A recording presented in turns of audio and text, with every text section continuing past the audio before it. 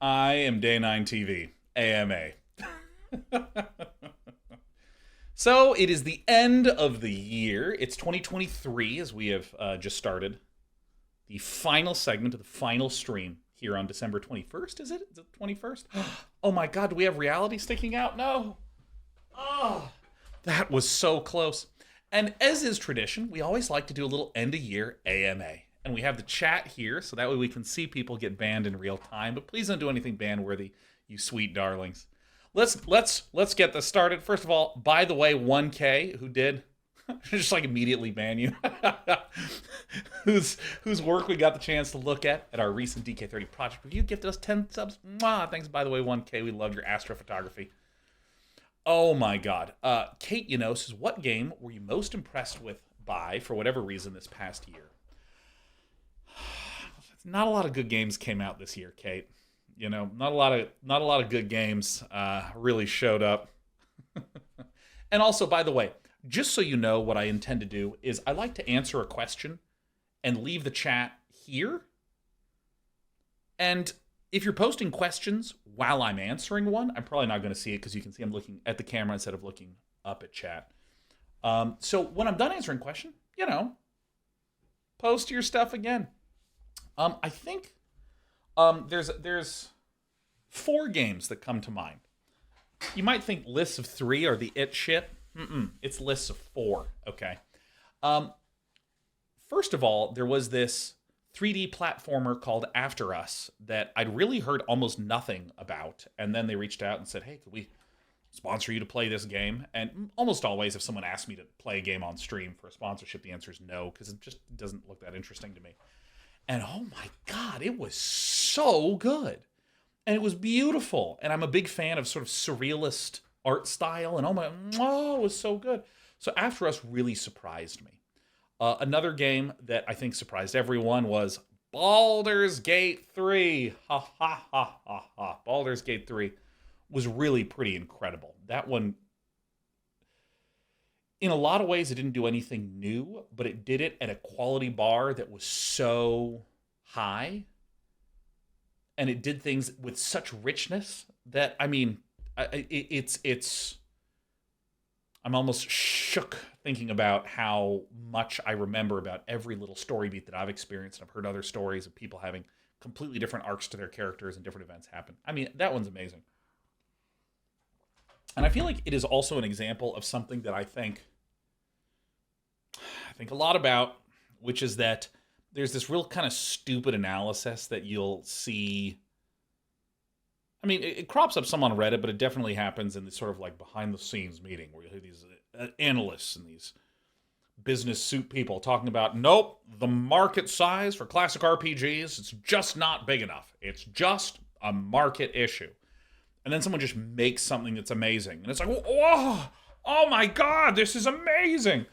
I remember when there were early attempts to make Dota, which was a Warcraft 3 mod, into a full-fledged product, and people were going, but this is a really niche thing. Like, yeah, I know the numbers are big, but really, it's all about first-person shooters. And it explodes. And I was like, oh my God, we have to get in on this. We have to make a MOBA right away. Oh, please, oh, for God's sake. The market was different than what we thought. And there's just not enough people saying, how do we make a good game? And if you look at even Divinity Original Sin 2, which sold many millions of copies.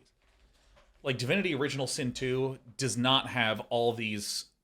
I feel like people so regularly want to discount successful creative works by saying, well, see, it's the 3rd installment to the Baldur's Gate series, so that's why it had so many eyeballs. Oh, it's because D&D and tabletop role-playing was then big on Twitch. That's why, and that's the only reason why it was so successful. You know, all these sort of things that are just completely ignoring the fact that it's not like there's other CRPGs that are the same quality as Baldur's Gate 3, but you just don't hear about them because, you know, there's not interest. It's like, no.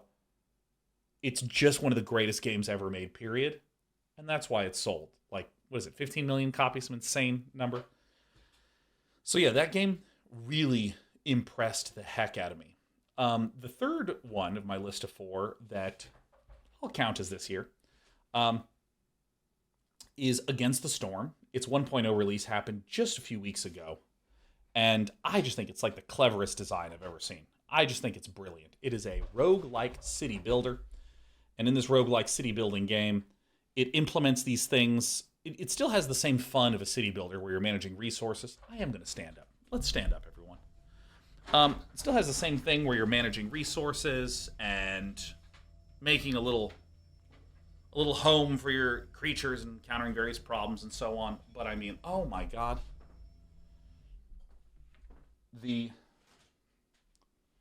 Adjust the camera. Pull this back a little bit. Oh, yeah. I want it as far away from my back as possible because I'm a flailer. Here we go. Yeah, it has the same sort of fun that you'd expect from a city builder, but then it has this idea of victory points and loss points and orders, which are kind of like guided goals for you to have in a game genre that doesn't really have a lot of goals.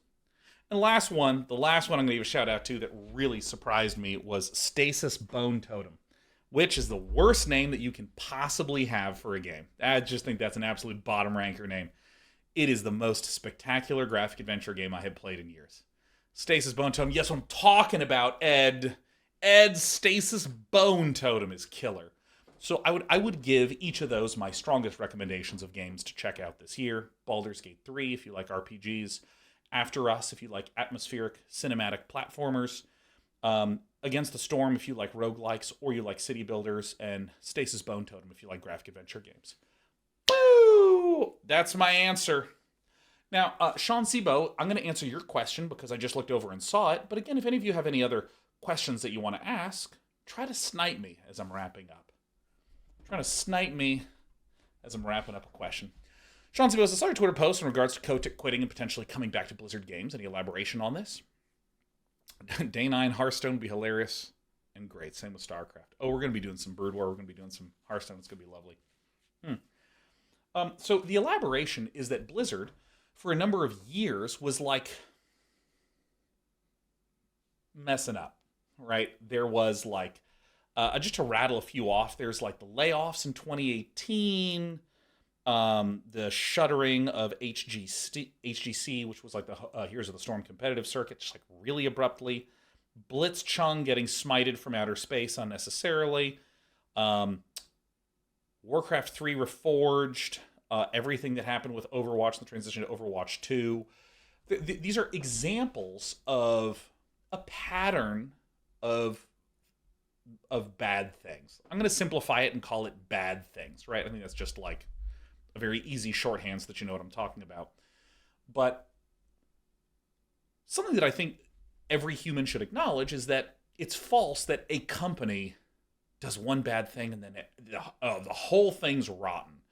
There are absolutely people that, I mean, frankly, if you just get a company of 10,000 people, no, actually, if you just grab 10,000 people, there's going to be some people that are doing appalling and abhorrent things or making bad decisions business-wise, all these kinds of things.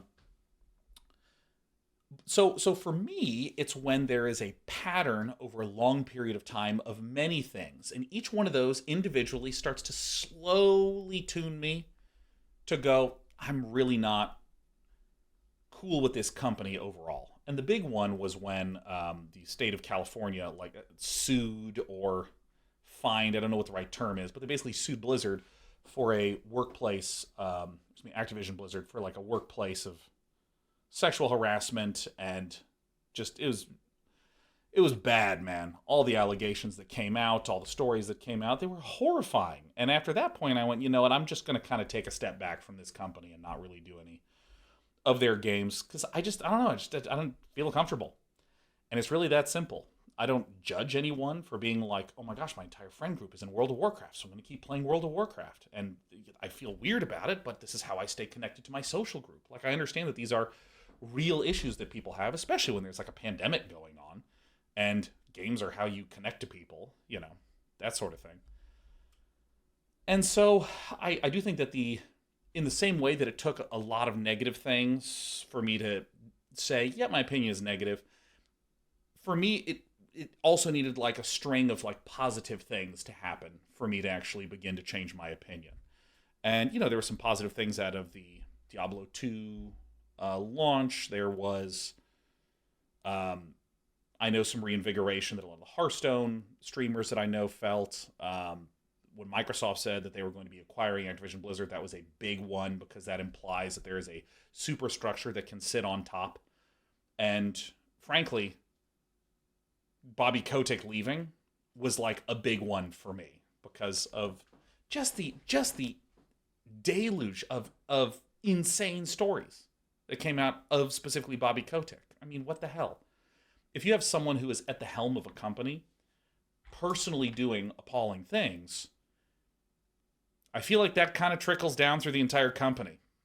You know, like if you have, for instance, a leader who is really mean and denigrating to their employees, I don't care how good that second layer is between this leader and everyone else, that's gonna pierce through, and you're gonna have people being mean to their employees, and that's just a like fabricated example. But yeah, so I've been sort of like feeling some optimism, but again, I've been sort of a little bit slow about making any decisions. But then when I saw Bobby Kotick was gonna leave, I was like, all right, I might do it. I might come back and do some StarCraft and Hearthstone content. And then it's like, officially, he's leaving on December 29th. And my entire feed was like every Blizzard creator I've ever known being like, whoa, let's go! And Blizzard employees being like, yeah, this is awesome news. Which I feel like is indicative of the poor reputation he has. So yeah. So that's just a pile of thoughts about that. I mean, and again, I know that it is not black and white, right? It's not they went from all good to all bad. Now they're all good again. I know that through this entire period, there has been incredibly talented people putting their hearts and souls into the games there, and in many cases, succeeding. You know, I'm just kind of speaking about where my personal comfort lies. So there you go. Those are my thoughts. And to be entirely shameless, if you'll permit me a lack of shame on my own broadcast, it does feel good to have not done any of their stuff and to feel like I waited it out.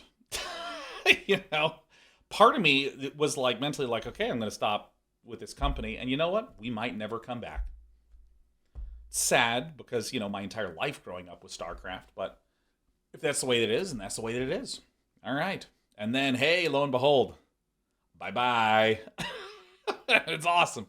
Oh, it's terrific. Now, Icon, I saw you typing something a couple of times. Is this the one? So, Sean, I'm very interested in, oh, God, these little buttons on Twitch. We need to get rid of these little buttons. So, Sean, I'm very interested in trying to switch careers into gaming, but I'm curious if you recommend treating it as like entertainment where networking is everything. I don't actually think that that's that true, but I know you're just trying to type in summary here. B, comp science where skill set is everything. C, its own thing where you just make a game portfolio and interview where you can, etc. Okay. Okie dokie.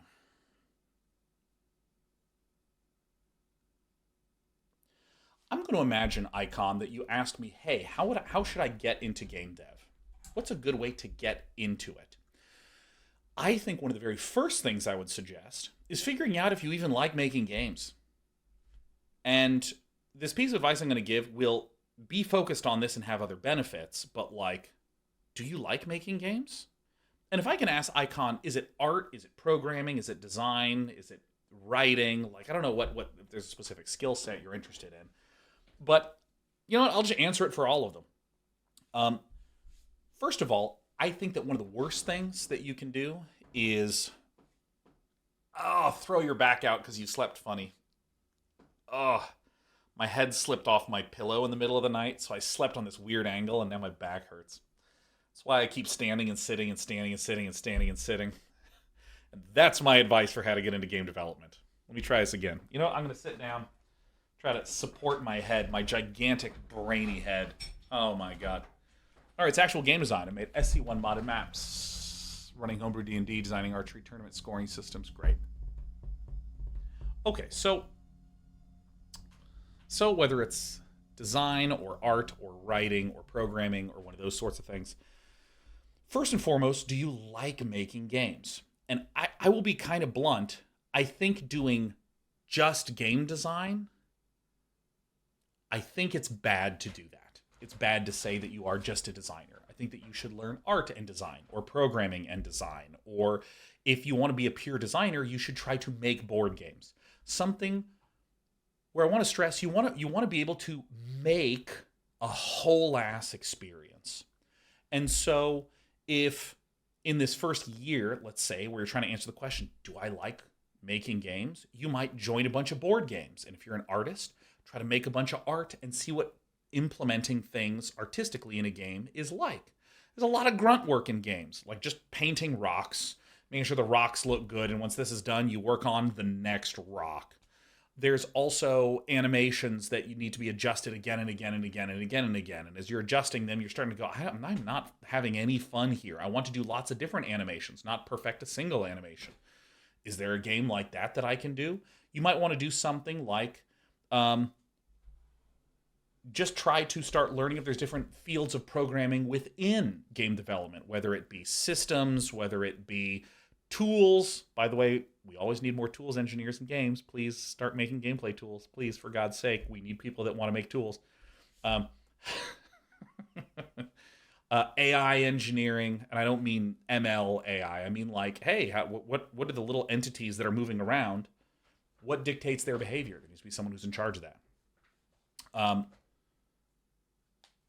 Whatever it is, just start doing that a lot. And don't try to do it well. Try to just do it at all and see if you're enjoying it. So for instance, don't wait until you have a good idea to join a game jam. Join a game jam every single month, 2 times a month for a year, and just make stuff. And see if you actually like it. This dovetails into the next half of things that I would say, which is compose a portfolio. Try to actually build a portfolio that allows you to communicate clearly that you know what you're doing. So as an example, if you said, hey, I have a degree in computer science and I know how to code in C++, and I want to make tools. They're immediately going to go, do you have experience making tools? And if you go, well, I did a project over here for something where I was working on a database system for a medical software company, and what I created wasn't tools, but it was pretty good in terms of the front end and the back end. And all of a sudden, the person who's interviewing you, who's just a normal person, they're not some amazing, like someone who's seen billions of humans and understands how to precisely identify if you will or won't succeed. It's just a normal person who's trying to use their best judgment to determine, will you be good at making tools? How great would it be if you could say, hey, I'm applying, I have a degree in computer science, and I'd like to be a tools engineer, and here's 7 different tools that I made in Unreal and Unity that, do all manner of different things. Hey, have you done any AI? Not a lot, but here's 2 projects I did where I made a little behavior tree that manages, characters moving around, and here's kind of how I did it, and here's the problems I encountered. My God, imagine that interviewer who has 6 engineers who just kind of have said, yeah, I have a background outside of games, but I want to get into tools engineering. And then there's you that have made 7 tools. It's so much easier for them to just go to their boss and go, dude, look at the tools this person made. Whoa, that would be amazing to have someone that's that interested in making tools. And then similarly, you can really spruce it up. Like for instance, if you are into game design, and let's imagine you're one of these purist designers who doesn't want to do any engineering, any art, period. And then what you do is you make an entire board game and you make the pieces look really good, and you do some graphic design that makes the manual look really nice. And it's just a polished product. And someone is just like, wow, you made this board game, and it's really, really lovely to see all the detail. Oh my God, Brian Kibler rated. Hey, what up? What up, Dragon Army? Hello. Welcome to our end of the year AMA, where we're not playing games. We're talking about making them. Mwah. Also, Dulcie gifted 50 subs while I was answering a question. Oh my God. Oh my God. Dulcie and Brian interrupting our tale of how to get into games by being sweet.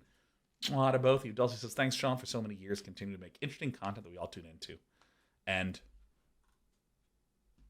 and love to be part of it. Oh my God, Dulcie, thank you so much. Oh my goodness. Oh my goodness, Dulcie is so sweet. Now forgive me, Dulcie, I need to come back to this question. And then Dulcie, if you have a question for the AMA, we're gonna do it. We're gonna do it, Dulcie. You're the very next. Because remember, we're pro-bribery here on Day 9 TV. Now, one more announcement I do to make is that I have, Brian Kibler and I have found time for me to attend Commander at home. We have found an overlapping time, much to, well, at least my delight. I assume Brian's, because I'm just so charming, right? How could Brian not be shivering with anticipation? But that's going to be coming up eventually. I don't know what his schedule is for producing the content, like when I show up and when it actually turns into something on his YouTube channel. I can't announce an announcement about that, but I'm going to be there. It's going to be amazing. But yeah, coming back to this question of like, how do you get into games? The easier a job that you can make the interviewer, the easier you can make it for the interviewer to just judge you clearly in a one-to-one fashion, the easier a job you're going to have getting into the games industry. And I think that probably the biggest in all the applications I've reviewed in my life, like that's the one that I have consistently run into where someone is like, I have worked in this field that's not related to games, but if you think about it, I could probably translate these skills into being good at games.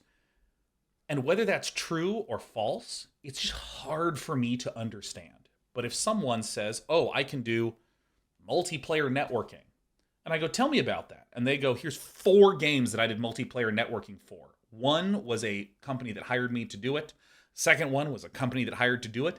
And these other 2 was me trying to see how unbelievably optimized I could make a 2D soccer game feel good in a network sense.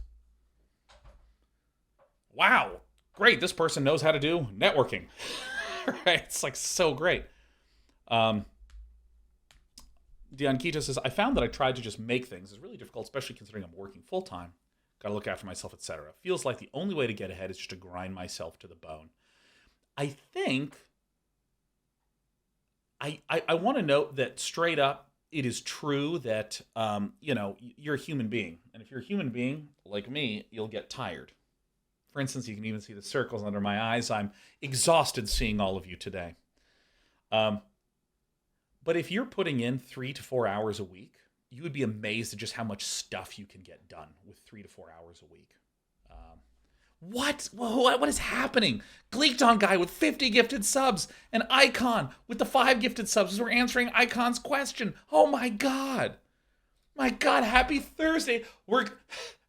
And if there was a business analyst, they'd be like, Day 9, we've already gotten over 100 subs during this AMA. Every stream next year should be an AMA. Well, hey, Gleekdon guy, happy holidays to you. Dulcie, happy holidays to you. Kate, happy holidays to you. I'm going to start throwing up with gratitude. And hey, if any of you have any questions, Dulcie 4, gifted 50. Gleekdon guy, gifted 50. Kate, gifted 5. Icon, I already answered your question. I'm done with you. Arachezi, 1. Welcome. Pro bribery. AMA, only if you've gifted me subs recently. I mean, I say that jokingly, but more sincerely, if you're kind enough to support my channel, I would be kind enough to at least answer a question. All right. You know what? I'll state that. And then any of you lovely gifties, if you have anything you'd like to ask, let me know. Let me know. Until then, I know that some of you had questions, and I'm now ready for the next one. I'm now ready for my next question. Look, this is the most polite group of people. Do you see how in an AMA, no one's posting until it's time? Oh my God. Oh, Super Rodance, is there a specific game or maybe type of game genre that you want to play, but it's too difficult to play on stream / in public for any reason? Not really. I mean, I would say point-and-click adventure games and puzzle games, but I just stream those on Monday nights. They have terrible viewership, but I don't really care. They're awesome games. I just won't do it as frequently. I think it's about figuring out how to position something that you want to do in the content schedule to not, screw over the main audience that's interested in like strategy games and card games here and that sort of thing. Tristan Viba says, how has managing anxiety been for you lately? When I was having panic attacks a few years ago, I found your stories on your experience with that super helpful. It's been going mostly pretty great. I think something that was really helpful for me was okay. So there's three things that were really helpful for me with anxiety. The first is there was a sensation that I was having with what I thought was my heart. I thought that I was having like chest pains, and that shit feels scary.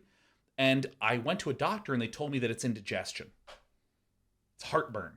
Sean, just take more Pepcid AC. What you're feeling, what you're pointing to is not your heart. It's actually your stomach valve, like right here, this bend here.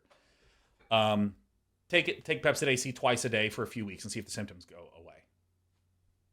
And that was a great story. It was actually this different story than that one. That's the story of how I almost died, where I like really just tore up my esophagus doing nothing but drinking red wine on an empty stomach. But this was just like, oh my God. Oh God, I was feeling, this was actually quite recent. This was this year that I did that.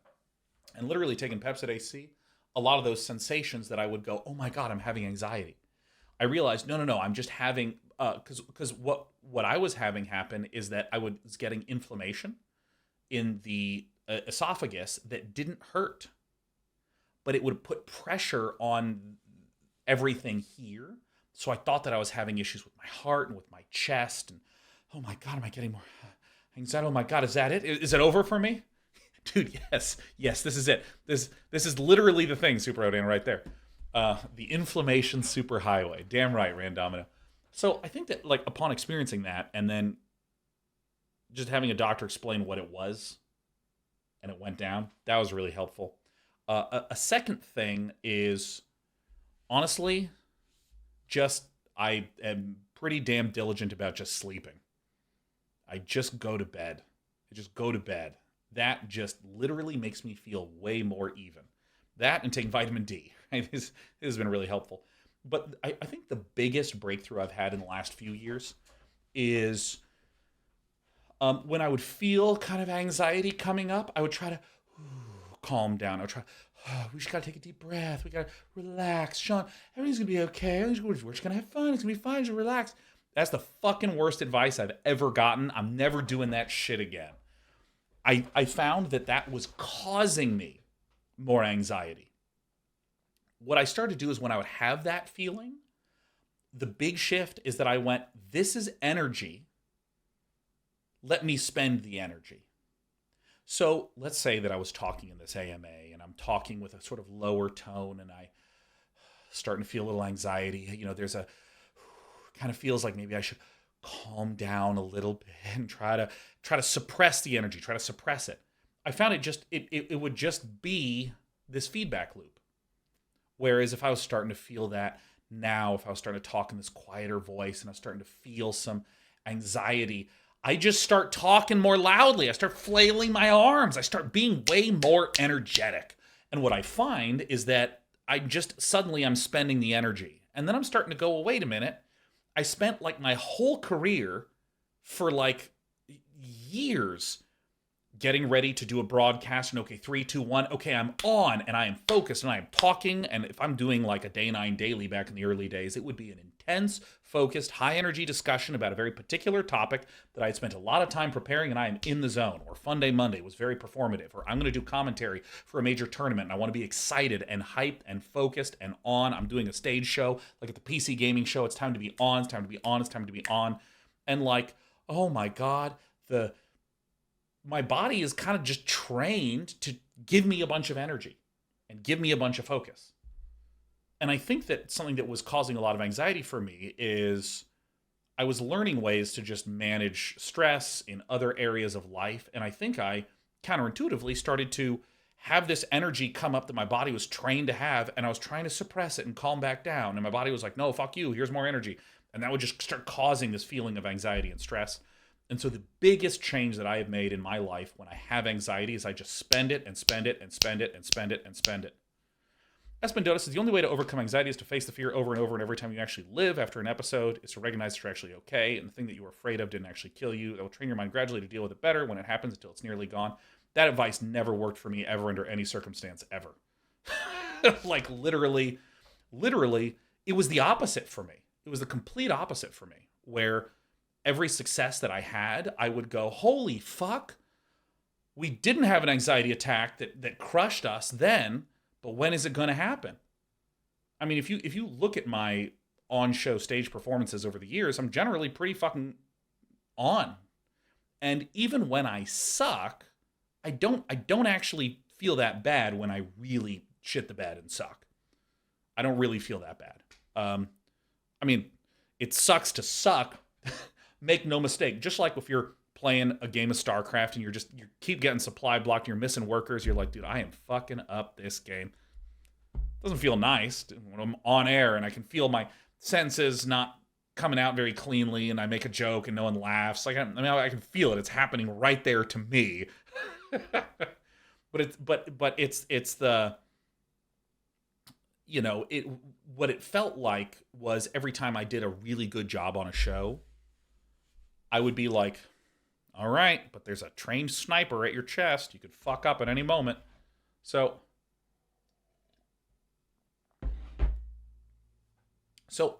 and that's not to say that you're wrong, Espendota. I think that can help some people. I think that for me, the big eye-opener was, for years, as I was feeling more and more and more anxiety, I would get more and more and more people to tell me about, like, calm down, relax, just breathe. You just need to relax, just chill, and all those sorts of things. And it just absolutely works for some people. But for me, the spending it as hard as I can, just burning the energy, that's when I've had my most successes. So great, that's my answer about anxiety. Not that you should have anxiety, Tristan Weber, because you're a talented musician. I'm ready for my next question. Yes. Shut Up Nerds says, having grown up with your content for a large part of my life, you noticed your audience grow and change over your career? Oh my God, absolutely. And Navarius, I'm definitely going to come to your question next.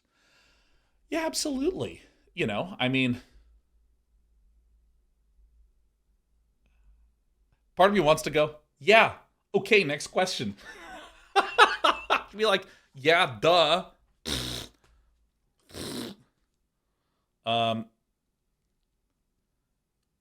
Yeah, I mean, I think that there's been a lot of drift and a lot of careful planning with what's happened over the years, because a lot of the way that I think about content creation and business is, how do I do what I want to do when the only thing I need to do is to make money? Which is the inverse of, I need to do whatever I can to make as much money as possible. If I'm making enough money to, like, live, awesome. If I solve that, then I get to do whatever I want. And a really simple example of this is, like, Mostly Walking, my Monday show. Old point-and-click graphic adventure games, especially where we're digging through the bottom of the barrel at this point. We've played, like, almost every well-known graphic adventure game that has ever been released. So there's games that we've played that no one's ever heard of, like Eric the Unready, and the viewership's just terrible.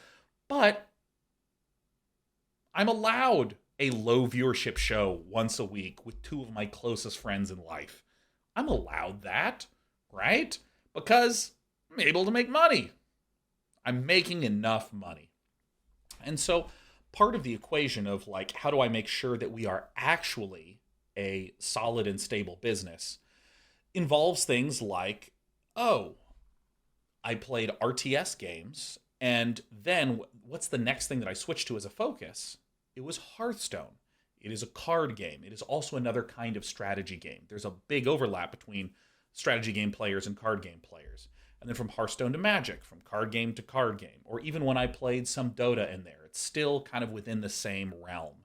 When I pick games to stream that are like day off games, you know, where I'm just doing something that's a one-of, I generally don't play open world games or AAA releases or FPS games. I typically play strategy games, roguelikes, card games. Like, gosh, most recently I was playing with Cross Blitz, which is a card game roguelike, Against the Storm, which is a city building roguelike, you know, things like that. So, and I mean, certainly as I have grown older, the audience has grown older.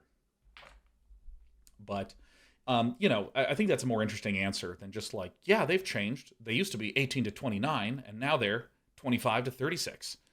You know, or whatever the demographic numbers are. Oh my God. Oh, Dude, Arphanites was literally watching your playthrough of Talos Principle 1. All right. Hold on, let me just... That's so interesting. That's so interesting. The bots came in. That's incredible.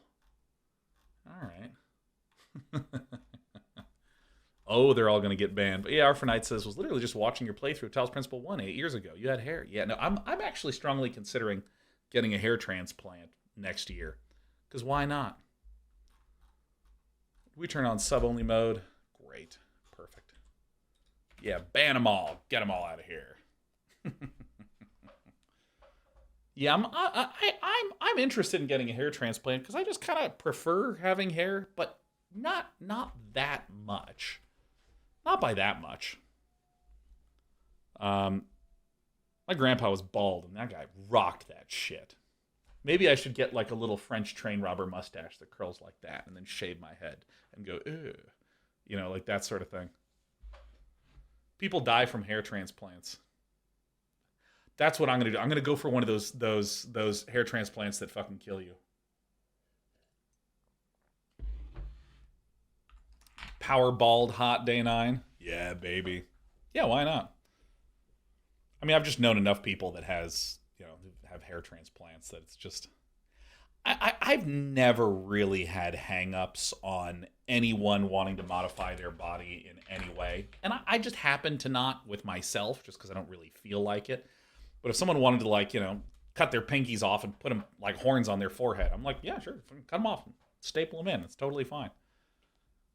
Oh, man. Oh, hey, thanks, RSS. That's great. Only shave the middle? What middle? Look at this. Look at these scraps of hair holding on for dear life, man. This is great.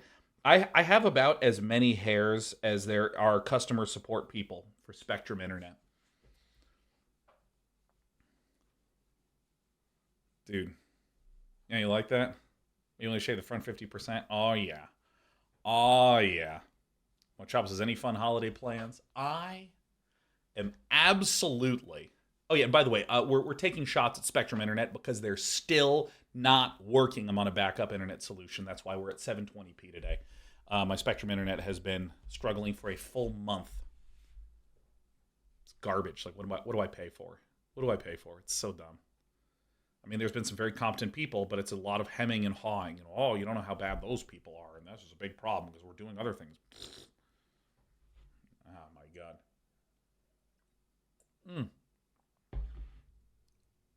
Emerald Zombie says, should I tell my friend that I have a crush on him? We dated 7 years ago, and he lives on the other side of the country. Oh, my God. Oh, my God. It's true. We're going to get our own little romantic Korean drama started right here in chat right now, and it's time to get fucking dialed in, Amoral Zombie. Let's talk about this hot human. Oh, my God. Listen to me. It's time for Day 9 dating advice for all you romancers out there. Step number 1, you want to ask someone out. They're hot, they're fine, they're so divine. Will this be the true love of Day 9? It's time to find out. Okay, step 1. Figure out a plan for when they say no. I can't stress how fucking important this part is. This one, this finger is the plan for if you hear no. Let's imagine that I wasn't with the same girl for 12 years for a moment. Let's say I'm just getting ready to tell someone I like them. I don't know if they're going to say yes. Oh, golly gee, it would be so amazing. What I would do is I would make sure that I got myself a delicious meal, like bread and brie with some prosciutto. I'd have that ready. And of course, I'm not skimping. I'm getting really nice bread. I'm getting the premium expensive brie. I'm making sure that I have my favorite beer, maybe 2 of them, in the fridge pre-chilled. A Gulden Drache 9000, okay? I will have probably one of my favorite movies of all time rented and ready to go. It'll probably be Aliens. We're not going to take risks if I get dumped. We are only doing the greatest hits this evening. We're rewatching Avatar: The Last Airbender. We're getting my favorite food with my favorite beer. I got that Blue Sky Black Death album ready to go, okay? You want to have a plan for taking care of yourself in a way that makes you feel wonderful if no happens, okay? I will plan a massage. I will get a massage booked for myself. I will make sure I have a gaming session with some of my favorite clown-ass gamers lined up, okay? I would not even be above saying to my friends, I'm going to ask this person out, and if they say no, I'm going to be real bummed and want to do a little Dota night. Would you be down to Dota with me, right? Okay, so all these things, I mean, this is my idea of self-care, right? The return to the things that you love. In fact, I kind of want to go get bread and brie and beer tonight because it's my first day of my vacation, right? That's what I'm going to do. I'm going to have this thing planned. I'm also, as part of this plan, I'm going to imagine how I can be the greatest rejection they've ever had. I want to say, hey, I got a crush on you and I'd love to take you on a date sometime. And imagine she goes, ooh, no, I'm sorry, we can be friends. Oh God, she's stammering. Not because I, Sean, plot him fucking up and stammering. That's just what she did in the story. That's what's happening, right? She's like, oh my gosh, I'm so sorry. I actually would just like to be friends. And I want to have a planned thing that I say, which is like, oh, absolutely, no problem. No, I just wanted to ask, and totally no pressure. Don't feel bad at all. I want to think of the great, reassuring ways that I can make her feel fine about having rejected me, right? Oh, no, I think you're a wonderful guy. You should be like, yeah, I know, I'm the best. But like, if you don't have feelings for me, that's totally okay. I wouldn't want you to go on a date with me if you're not interested. No, it's totally okay. And then just think of like how you want to exit the conversation. Well, I just wanted to ask. In that case, I'm going to go play some games with my buddies. But seriously, no worries, and I'd still love to be friends, right? And do follow up on that. Don't just be a piece of shit where you're just like, no, I do want to be friends. Get off, delete from phone, block from phone. Like this sort of thing, right? So you have a self-care plan. You're already planning on being the best rejection of all time, right? So now you know what this means? Do you know what this means? It means you're invincible, okay? Now, this advice that I give, this is not just dating advice. This is how I have done plans around business deals where it's really high stakes. And if it goes well, like, here's a simple example. If this conversation goes well, we'll get funding for a game studio. And if it doesn't go well, we will not get funding for a game studio, right? Like, yeah, I just have a plan of what I'm going to do that's going to feel fucking awesome. If it doesn't work out, ta-da, you're invincible. Nothing bad can happen. So amoral zombie, if you have this crush, amoral zombie, I want to make sure that you have lined up for yourself great food, great drink, great media, great music. Maybe there's a fun little hike and all this sort of stuff.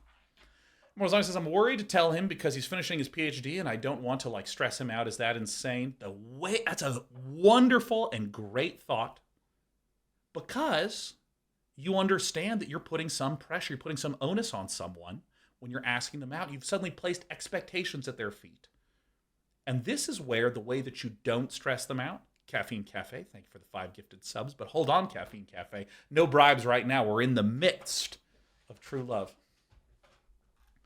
Okay, hold on. My cat's on my mouth, so it's hard to scroll up.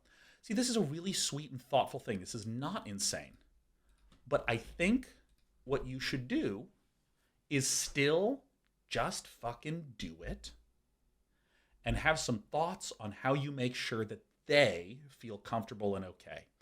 And this does really mean that you want to make sure that you take care of yourself.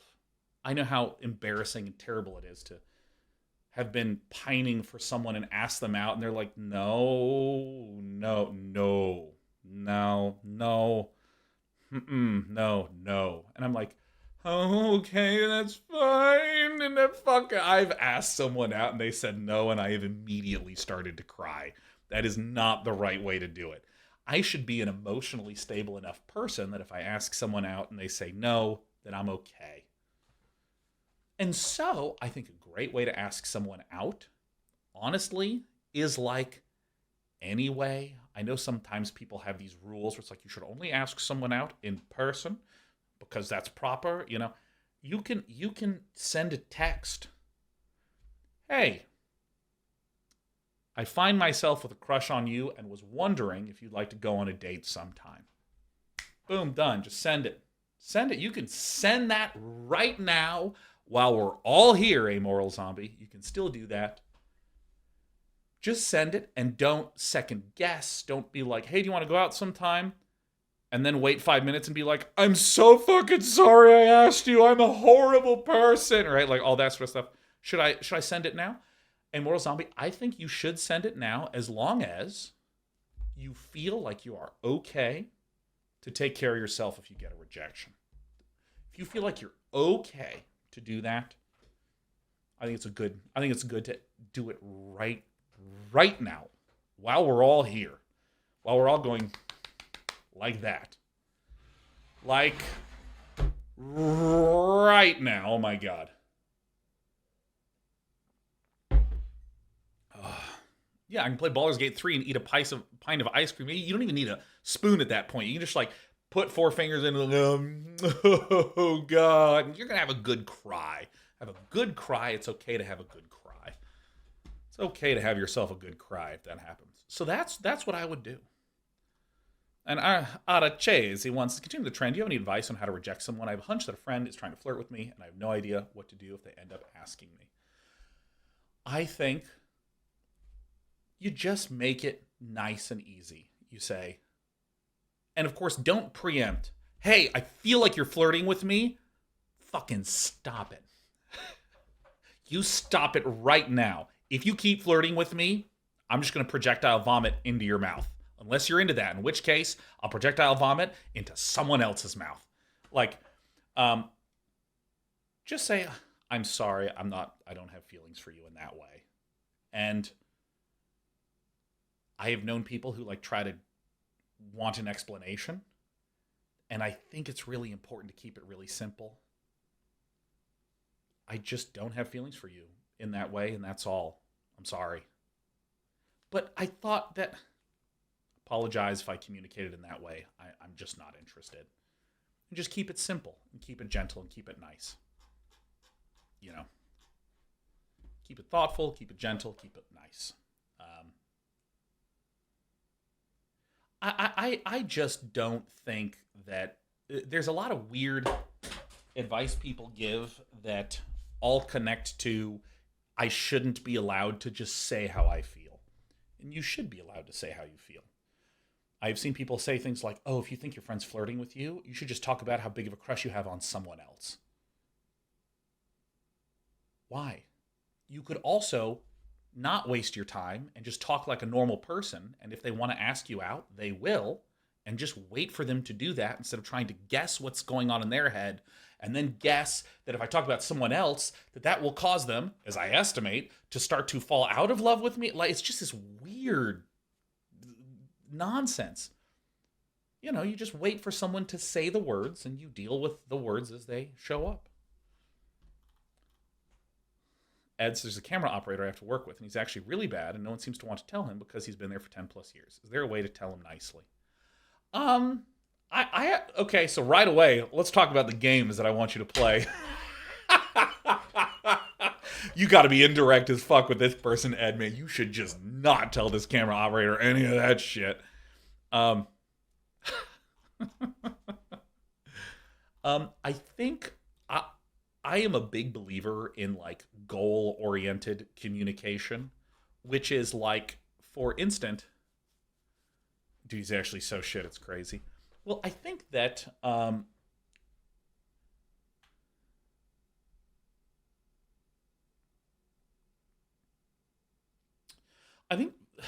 first of all, I just defend having these kinds of feelings, seeing someone that's like doing a shitty job at something and being like, wow, this is actually terrible. It shouldn't be this terrible after 10 years. Like, what are we doing? Come on, let's take our work seriously.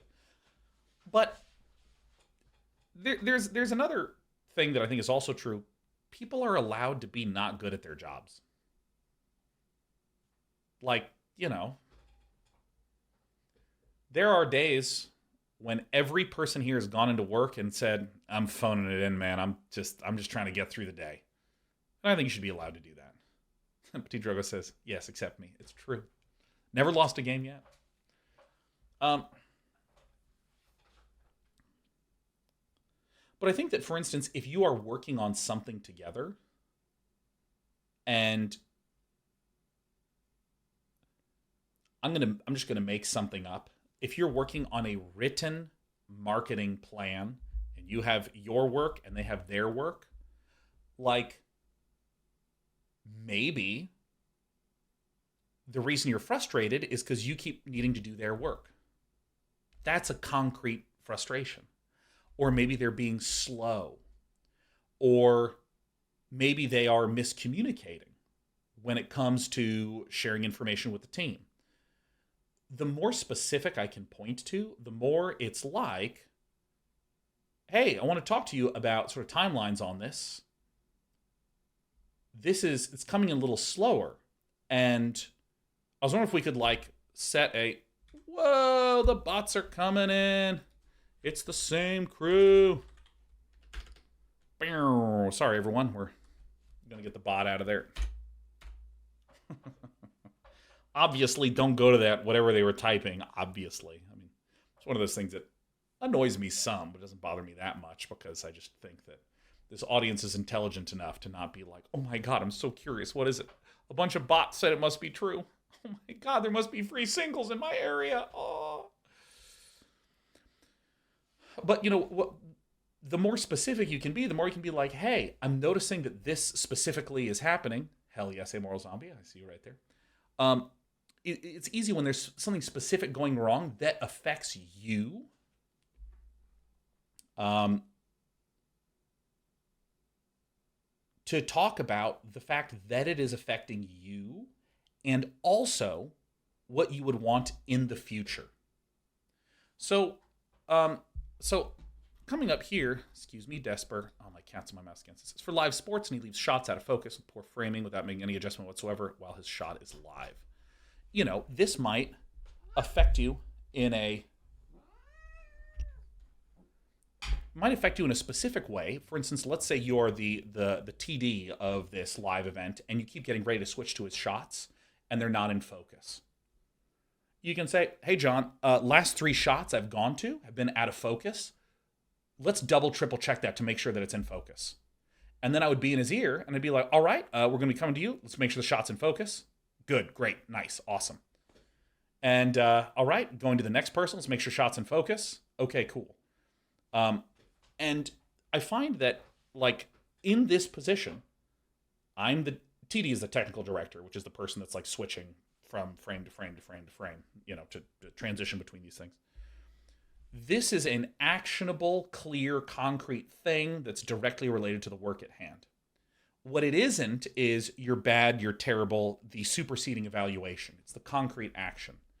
Because if someone is really good at their job, but they leave their camera focused, or if they're really bad at their job and they keep leaving the camera out of focus, the problem is not the goodness or badness of them in general. The problem is that it's out of focus. I've done TD with him on the camera before, but the TD doesn't talk for these shows. Yeah, I mean, what I might ask is, in what way does this specifically affect you? I have worked events where I'm the only person that seems to be taking their job seriously, and I just get through to the end of the show. There's times when I've pushed, hey, and there's things out of frame. Come on, let's get it together. Come on. And if they're not getting it together, I just abandon. I've done 3-day events where producers are not looking at the shot, and there'll be things like there'll be just like a drink with like a logo on air. Like, I can show Tapatio on air. I love Tapatio. I love this hot sauce. I'm not sponsored, but you can imagine that if I were on a broadcast that was being sponsored by Cholula and there was some Tapatio in the shot, it would be really good if a producer was like, get the Tapatio out of frame. Or if there is a beverage sponsor and I have a Sprite in frame, and Sprite is not the sponsor. That's why you have producers going, get this shit off the set. Clean this area up. That door's open. Shut it. There's a cord in the shot. Go. Shield mode is on. Only visible to moderators. It's only visible. Yeah. It's just a lack of professional respect for him. I don't understand how he doesn't care. And mostly the fact that we are competing for the same job and he will get it over me sometimes.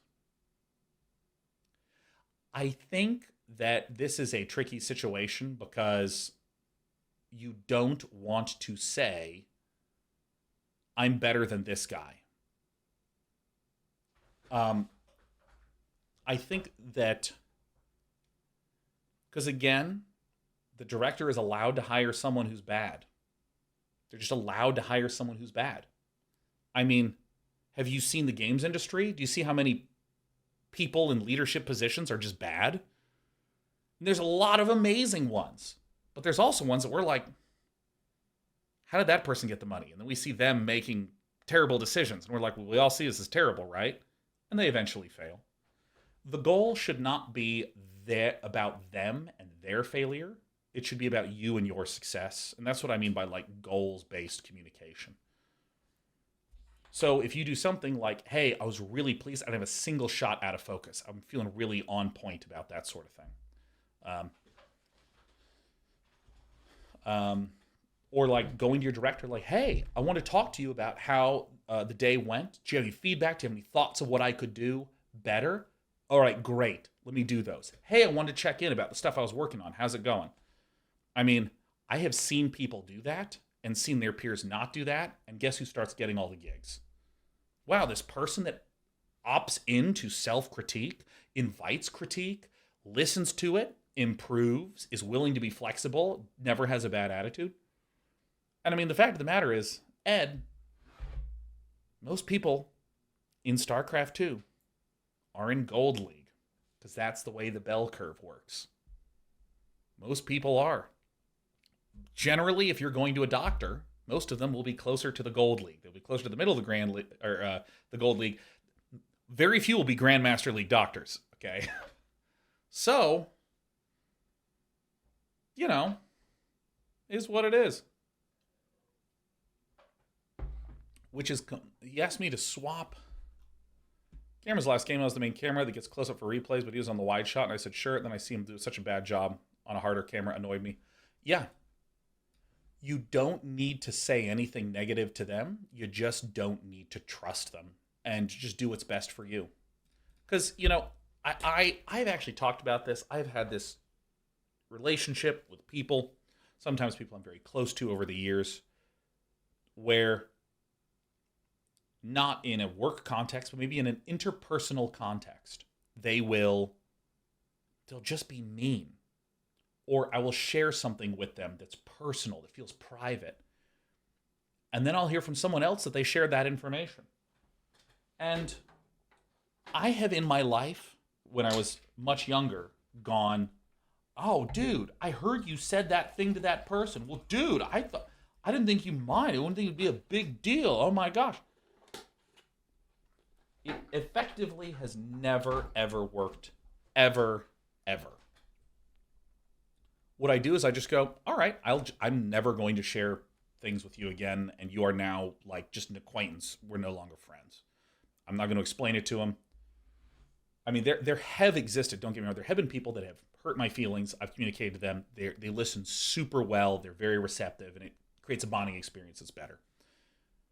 But if I confront that sort of person and they get a little defensive, I'm okay, that's it. It's done. It's totally done. I'm not going to explain anything to you. I'm not going to justify anything to you. I'm just going to protect myself. Full stop. And that's okay. Because, I mean, like, honestly, I've been in this industry for 15 years, and I've seen people that were mediocre 15 years ago still be mediocre today. They're allowed to be. They're allowed to be mediocre forever. They're allowed to just be middling. And that's okay. But I'm not going to hire them. And if they come to me with an opportunity, I'm going to be very respectful. Because I really do believe in being honorable and dignified and respectful. I think that's really important. I don't need to be an asshole to anyone. And I don't need to let anyone be an asshole to me, either via their rudeness or via their disrespect for their work, which in turn makes me feel disrespected. Well, just pat my head. Oh, I'm just, oh, I'm just blushing so hard at all your wonderful supports today. And it's the fact that it's hot in here. All right, wait. There was another one that I wanted to see. Agar Narcissus, someone that is constantly feeling of being on the brink of giving up on everything. With only the knowledge of how my mother would react as my last lifeline, would be the best advice to give me a better, more positive outlook on life. Agar I really strong. I mean, this is the sort of thing that I'm just not that qualified to talk about something that's serious. And I really genuinely think that you should speak to a medical professional like a therapist. Just really, very plainly. I mean, one of the biggest things that helped my mood was vitamin D. Literally, vitamin D. Period. Vitamin D. But also, like, you know, there can be all manner of issues that can be physiological or mental. And I think you just need to speak to a mental health professional. That's something that I would not wait on. I would, much like I said to Amoral Zombie, I would do it right now. I would do it right now. And I apologize for not being able to go into it too much more in depth, but I mean, I see a therapist. I think it's amazing and awesome and really helpful, albeit sometimes fucking terrible. Sean, I think you might be feeling XYZ because of ABC. And I'm like, no, it can't be. Shit fucking. No, I would rather just play Dota 2 and blame my teammates. I don't want to think about my childhood. No!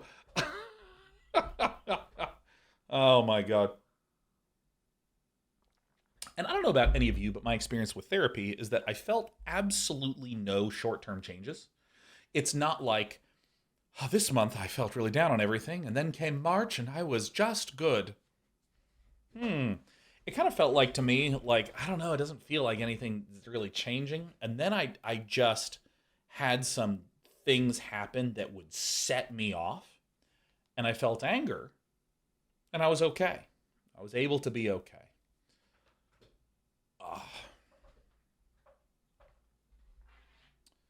And I think that other things that have also been helpful for me is I think that one of the things that I have found most difficult in life is the fact that I can do whatever the fuck I want. So what do?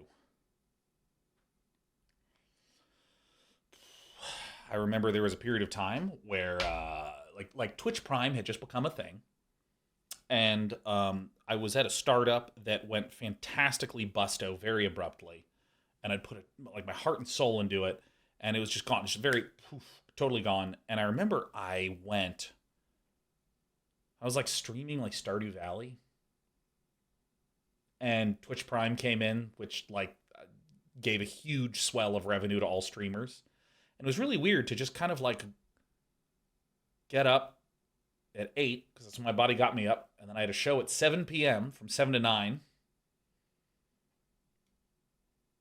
All right, what do I do till 7 p.m.? And that is some of the most empty and miserable and sad that I've been. Even when I started streaming Stardew Valley, I was like, okay, I'll stream from like 1 to 7. And I was just like playing it. People were just thoughtful and nice and subbing and Twitch Prime subbing, and money was doing okay. Okay, it's 7. I'm done. I go to bed at midnight. What do I do now? You know, it's just like that. Like, I have all the time. What do I do? Oh my God. But I just think it's some of the weirdest feelings I've ever felt. And it took me a while to figure out the things that actually gave me a sense of fulfillment. And one of the things, for instance, was having a really kind of slightly frustrating fiddly problem. Not with any goal. Like, hey, how does shader programming work? Let me just kind of learn about that. Oh, wow, I'm just suddenly like trying things out and it's not working. I'm trying to debug and it visually looks weird. So I'm trying to figure out how to like, do I get it to like print stuff? Like, or should I just keep, maybe there's another tool I can get to help me with the debugging? I don't know. It's just like so weird to do like visual debugging on stuff that maybe I'm doing it right, but it just looks weird because it's not a good technique. Oh my God. And like going through that process, and of course I've never done any professional work with shaders. I'm not gonna put shaders on my Day9's face with a fucking post-processing is so sick. Although I do wish I had that today, because as I was joking about earlier, I changed my skincare routine about a week ago, and my face immediately broke out like crazy, and I was like, better stop that. But my face still kind of hurts, like I can feel it. It doesn't feel good. We could post-process that out of the way, but still, I haven't done anything useful with shader programming. But God, does it give me a good sense of emotional fulfillment when I have something that's, again, a little frustrating and a little irritating and fiddly. That feels really good. That feels so satisfying to me. I honestly think I should get into making puzzles. Puzzles are awesome. Moving the pieces around. Oh, I think is this one brown or is it dark blue? Okay, I'll put it in the dark blue pile, right? Maybe that would really give me a sense of fulfillment. Like that sort of thing is one example of something that gives me meaning and happiness. Or going to a restaurant with friends. Oh, fucking love that shit. And a lot of times it's easy to overlook these kinds of things and to like be unable to name them. Because say I am at an event for work and afterwards people are like, hey, we're going to this place to eat. Want to come? And I go, yeah, okay. I didn't really think about it. And then I would have had a nice weekend and I'd be like, I think it's the fact that it was a really intense StarCraft tournament that had a really good finals. I think that's the reason I had a good time. And then it takes a little time to like peel out. Like, actually, I think I really like just going to a restaurant where I really enjoy the food and the people that I'm with and we hang out there for a few hours. I think I like that. And then I can make that second thing occur. Or I could go to an event and go home at the end of each day and find that I just found it less fulfilling. Oh, wow, I think it really is this restaurant thing that is important to me. I think things like that I'm still in the midst of figuring out new ways in which that gives me a sense of joy and fulfillment. But yeah. All right, I'm ready for the next one. Klingzog says, since I have just points for one message, I have a question of vital importance. Would you rather fight 100 duck-sized horses or one horse-sized duck? I would rather have one interesting question. Pow! There it is. We're detonating the cat. There you go. Welcome, Klingzog. I don't do that question. I don't do that question because that is a Reddit question. We don't do that here. Navarius, should I ask my question again? Don't want to spam? Oh, spam, baby. Oh, spam. Doombringer says, I can answer this quickly. Your opinion on higher states of consciousness? Don't really have an opinion. I mean, and my answer is as simple as that. Hell yeah, brother. All right, we're waiting on Navarius because I said I would answer Navarius' question like third, and then I just forgot. And while we're waiting for Navarius to repaste their question, Amoral Zombie, how you feeling? Do you feel it in your fingers? Do you feel it in your toes? Does your phone go, and you're like, and it's like, the bank will be closed on Christmas. You're like, oh, Jesus. Turn it back over. Navarius, I just want to ask for specific feedback on Trench Runner. Specifically, if there was features you'd like added. Yeah, I think if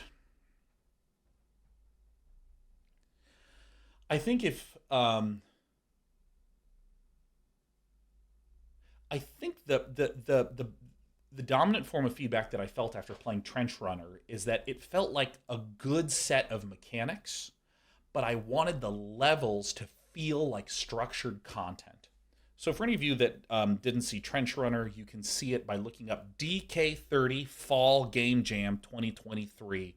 There's a game, Trench Runner, where you have a ship and you're sort of flying through a bunch of obstacles. And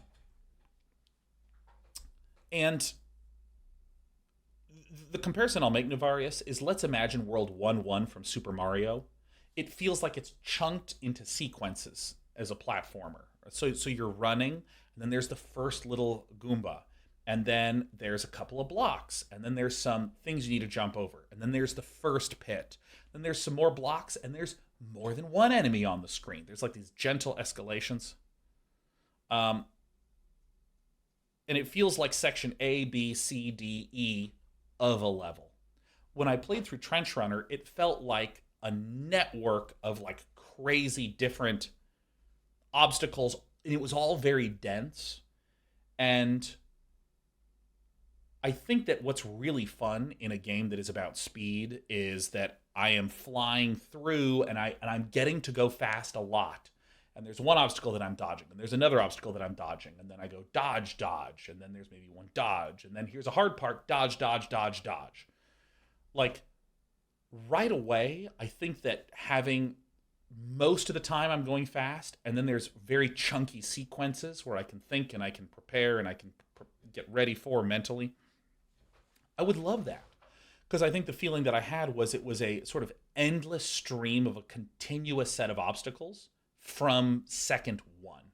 And I think just structuring the trench would immediately give a lot more. It would elevate the mechanics that are already there. And then from there, I think that other mechanics like, hey, maybe you have like a quick strafe, kind of like an air dash in a game. That could be an interesting thing to have. You know, I can imagine a player with a controller moving with a thumbstick and then dash right, dash left, dash right to kind of go dodge, dodge, dodge.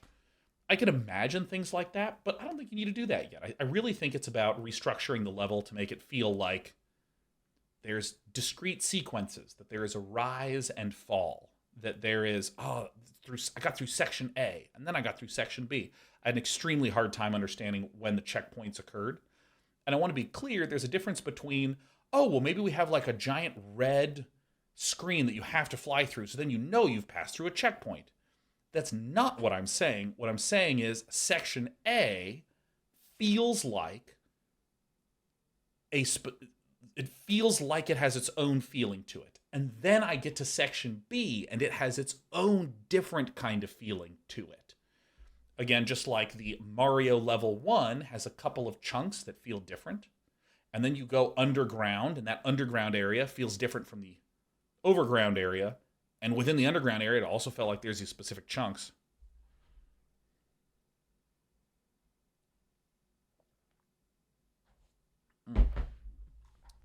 Jatolo says, hi, Sean. What was the most important game design lesson of this year's games? It's the only game design lesson that we relearn every fucking day. Every year, no matter who makes what games or what games come out, what the trends are, what the trends aren't. If your game is fucking good, it'll sell. Oh my God, wait. Oh my God, what if, we can't make a good game. Oh God, I have an MBA and the data shows that the market size is still not growing when it comes to mobile games, but I think that we can still capitalize on it. Oh, fuck. No, just make a good game. Just make a good game. Like, what's the company that does Genshin Impact? It's like MiHoYo? Is that right? They just made like a mobile game that was good. And everyone's like, holy shit, it has gacha mechanics. And our game has gacha mechanics, but people play that fucking game. What is going on? Baldur's Gate 3 is a CRPG. No one plays that shit. Wait a goddamn minute. It's selling a lot. What's going on? Is the game good? It is, but that doesn't line up with my understanding of the market. Oh, remember when Cyberpunk 2077 came out and it didn't do very well because it was bad? And wait a minute, they spent years working on it to what was the change that they made? They made it good? No fucking way. I can't fucking believe it. But wait. What if we just made another open world game that had a light sense of crafting, a simplified skill tree, and also allowed you to share clips with your friends on social media? Why is this one not the most successful game we've ever done? It's a mystery. Anyways. It's my rants in the pants. Dude, I'm going for like another at least hour. I'm ready.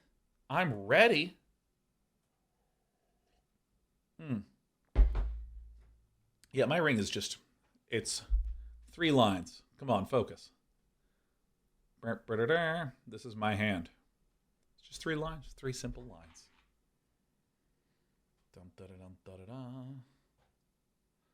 It's structured by my skin.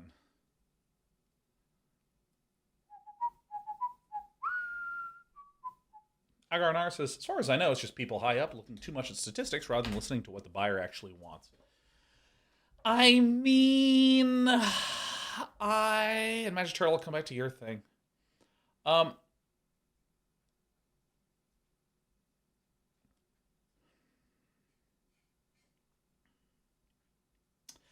Data is important. Information that comes from looking at the numbers is important. But, one, I think you need to be very careful and very thoughtful about how you use that data and how you interpret that data. The best description of data I ever heard was from Mike Morheim, where he described that data should get a vote. So as an example, if you have 4 key decision makers on a product and some data, you have 5 decision makers on the product. The 4 people and the data. It should get a vote. That doesn't mean it should be disregarded. It should be respected, but it shouldn't guide everything, right? So that's one thing, I think. A second problem I think that happens with data is that it is a form of false safety that you can get. So for instance, if I said, oh, well, puzzle games, the best puzzle games have only sold, and by the way, these numbers are made up. The best puzzle game has sold 500,000 copies, but the even mediocre shooters sell 5 million copies. So we should definitely do that one, you know. And there's what feels to be an indefensibility. Or excuse me, I said that wrong. There seems to be a clear defensibility to this statement. And then if someone says, no, but like I can definitely make a puzzle game that will sell better than other puzzle games. Well, can you prove it to me? That's what's very hard about games and anything creative is that you're making something that doesn't exist yet. And so if someone comes along and throws some market numbers together to prove that it's not going to work, it feels like there's one person who is using concrete information and someone who's using hand-wavy information.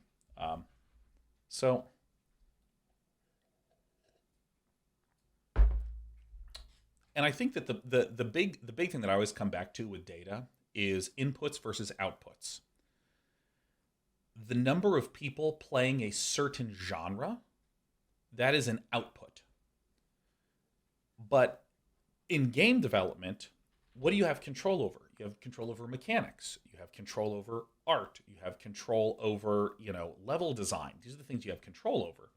And you use these inputs into the game, and what you hope to output is a large number of players or a large number of buyers and stuff like this.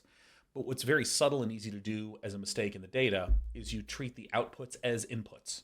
So you say something like, well, we should choose to do a battle royale game because the market size for battle royale games is like this.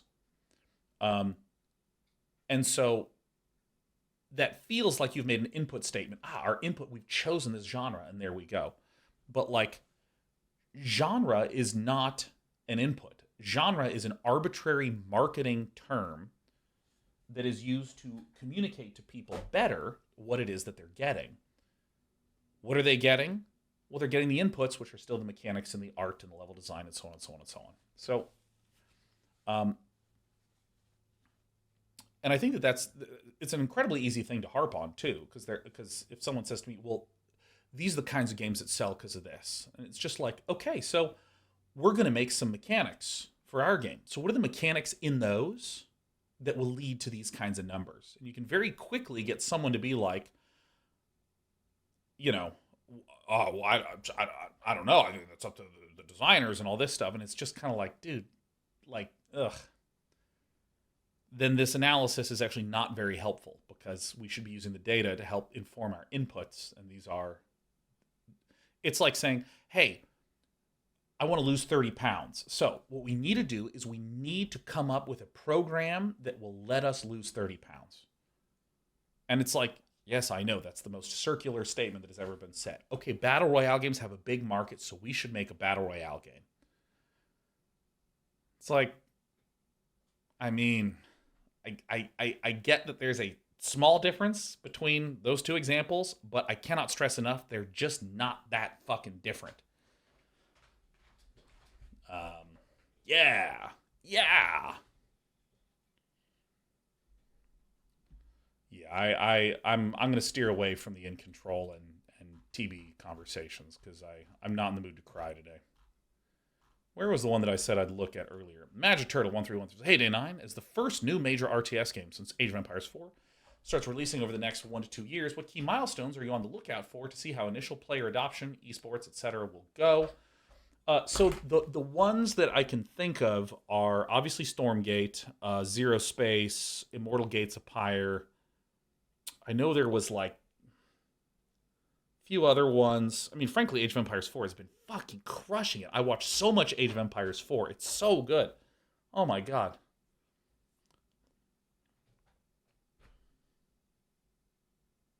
What are the other ones? What are the other ones? I don't know. Look, listen. It doesn't matter because the answer is the same. There is one thing that matters. My God, is comes back to Chitolo's question. Is it fun? Is it fun? Is the game fun? When I sit down to play it, do I go, huh, awesome, and then keep playing? That's it. I don't know, man. I feel like I've made this point for like 15 years, and every time there's like a press conference at an E3, may it rest in peace, or something like that, there's all this description of just like our game is coming out of the box esports ready. I'm thinking Shoot Mania is the one that's coming to mind. We've built a game from the ground up to be esports compliant, and then you play it and you go, it's interesting, and then you don't play it anymore, and then you stop playing it, and then poof. Like,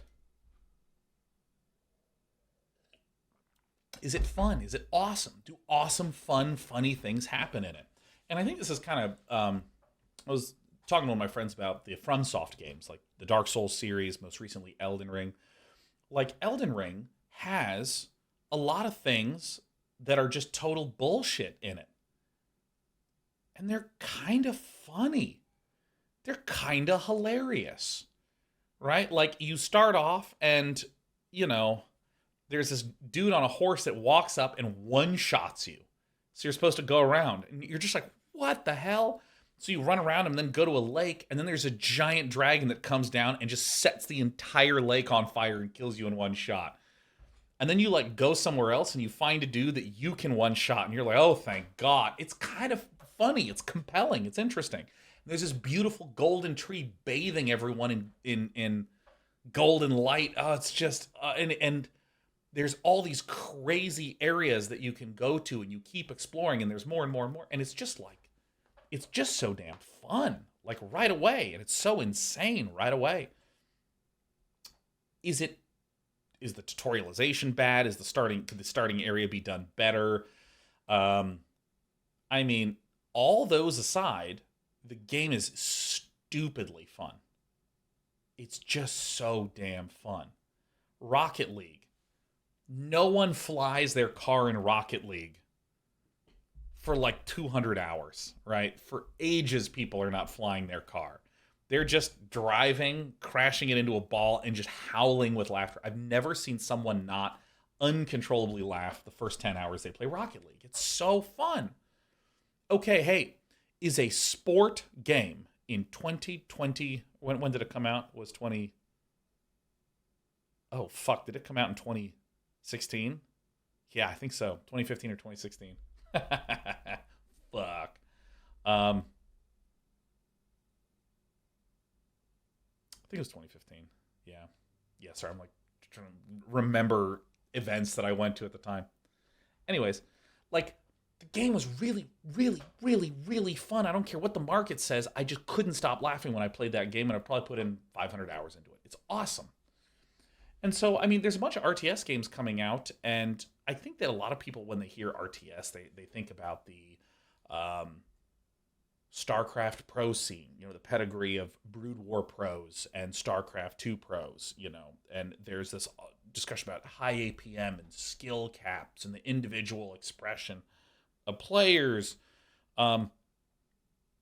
there's the history of modding and Warcraft 3 and StarCraft 2. There's all these other things, and like, dude, StarCraft 2 was so fun, man. It was so fun. Age of Empires 4, I didn't play that much, but I played it for like 200 hours, and I've watched it for like at least a few hundred more. It's so fun to build like this giant empire. Dude, in Age of Empires 4, your base takes up like a third of the map, takes up like 12 screens. It's huge, and you start with this little tiny group, and I think they should bump the supply cap to 300, just saying. And I mean, when I think to previous RTS games that have come out, let's think of some of the ones over the past few years. I mean, frankly, Company Heroes 3, I thought the single player campaign was pretty sweet, to be honest. But like multiplayer, I mean, there's so much retreating that happens in the Company Hero style games that it's kind of hard to get those little wins. Dawn of War 3, it was okay. I mean, it was really cool, the gigantic, epic, huge, monstrous units in there. But just as a game, it's all right. Not terrible by any means. But, dude, there's so many good games that exist. Like, I'm probably going to play a lot of Path of Exile over break because the game is awesome. Probably gonna play a lot of Magic over break because the game's awesome. Probably gonna play Dota over break because it's awesome. Thank you, Magic Turtle. Homeworld 3 and Tempest Rising. Oh, and Dorf. Oh my god, how did I forget about those? Didn't Tempest Rising have a bunch of people laid off because the Embracer Group, LMFAO? Yeah, like Homeworld 3, all the footage I've seen of Homeworld 3 is like, dude, it's just trying to go for like a sense of like 4X scale and epicness, and it looks cool. It looks fun. So I don't know. I think that for me, for any game, like I brought up all these bits about the pedigree of StarCraft players and what it means. If you have a game that has an amazing observer tool for competitive, and it has like replays, it has all these things, and the game is okay, I mean, it's going to go to 0 immediately. Like, I don't know. I mean, will I play like every RTS game that comes out as close to launch day as I can? Fuck yeah, man. Are you kidding me? Oh my god, I love real-time strategy games, man. Like, so much. So good. Tuesday Twitch says esports first development is a mistake. It's so stupid. I'm sorry. I hissed my S's. I'm sorry. I'm so fucking sorry. I'm sorry. And the cat's like, I'll do anything you want. Just stop hissing at me. Yeah, no, I mean, there's this analysis of games as features, and, well, frankly, screw games as features. Business as features, right? Like, we're a games business, and we will have the esports thing in there, and we will have the social thing because you can play with your friends, and we will also have what are some of the other big ones? Why am I blanking out? These happen so. Oh yeah, we'll have the battle pass thing, and we have the famous IP thing. Right, it's just all these things that like, if you put a checkbox next to them, like if they said this, it uses the Marvel IP, it's esports ready, has all the social feature, and all these. Is it fun? No. Okay, you don't have a game. Done. That's it. Period. That's kind of what I think about almost any game that's coming out. And I mean, I just don't really. Eridas, what are your biggest hopes and fears for Stormgate? I mean, honestly, the most hype I will ever get for a game that I cannot fully play, that is fully released, it's like a 2 or 3 out of 10. I think that if it's amazing and is the best thing ever to the point where I don't even play any other games. Awesome. I love when that happens, man. When a game totally overtakes my brain. Like, dude, over the summer with Mecha Bellum, whoo, boy, oh man, I was just like, that was some of the most fun I've had gaming in a while. Was just obsessively playing Mecha Bellum. That was great. But if Stormgate comes out and has, I don't know, great single player campaign and that's about it, cool, I'll play a single player campaign and go back to playing other 10 out of 10 games. Like, I don't know. I mean, I think that I have seen and been excited about enough games that turned out to be fine or turned out poorly or surprising games that came out of nowhere or games that were insanely hyped and just met expectation. I've seen the full spread to where I'm like, yeah, I'll just patiently wait. You know, not going to count on anything. I think that's probably the danger that almost every streamer has experienced, where they're just like, okay, this new game's coming out and it's in my genre. It's a new survival game. Okay, should I set aside all of this month to be playing this survival game? And it's like, you should probably be flexible. You should probably at least dedicate a few days to it. Give it a fair shake. Oh, it's not working out? Back to DayZ, you know. Master Actor says, someone already asked you this, what were your favorite games this year? Let me actually just go to my show sheet. Show sheet. Show your show sheet, Sean. Against the Storm is really high up there. Oh, Metroid Prime Remastered was unbelievable. I thought Excavation of Hobbs Barrow was pretty good. Mecha Bellum I really loved. Tears of the Kingdom I did not like at all. I need to play more Age of Empires 2 on stream. I watched so much of it. Let's see. I thought Viewfinder was really nice. DC Dual Force, I was very surprised at how much I enjoyed that game. I thought DC Dual Force was super clever. I think they are like still some art and UI overhauls away from having a solid game. Let's see. Yuson was amazing. Or Juicant. Lies of P, I still can't tell what I feel about it. Still really can't tell. Talos Principle 2 is fucking unbelievable. Stasis Bone Totem, unbelievable. Baldur's Gate 3, unbelievable. Against the Storm, unbelievable. After Us, unbelievable. When did I stream After Us? I streamed it on May 23rd. Wow.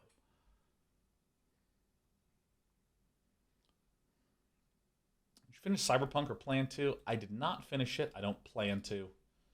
Because, I mean, honestly, I just, like, my audience just does not watch open world RPGs. They really, especially the way I play it, where I'm like a little goody two-shoes that does everything they're fucking supposed to do. Oh, man.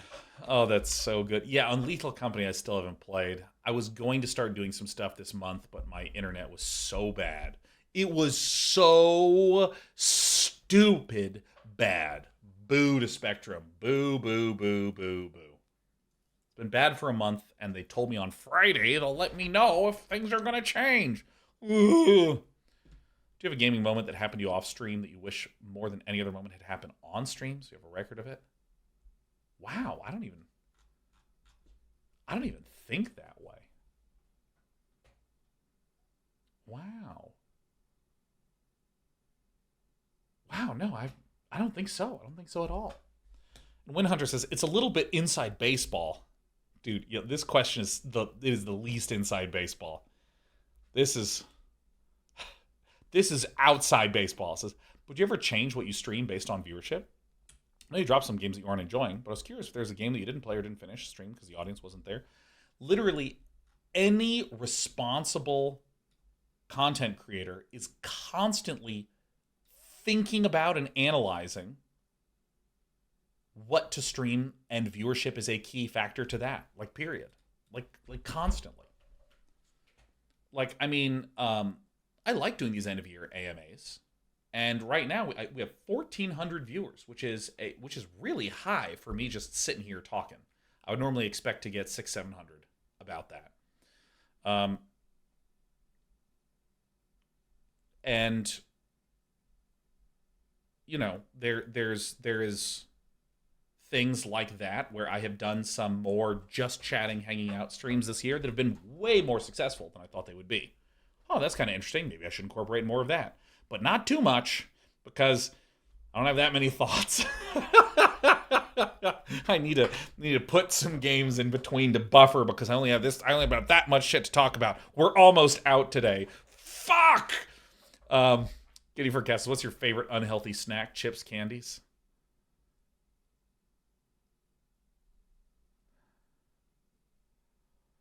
I want to fucking eat.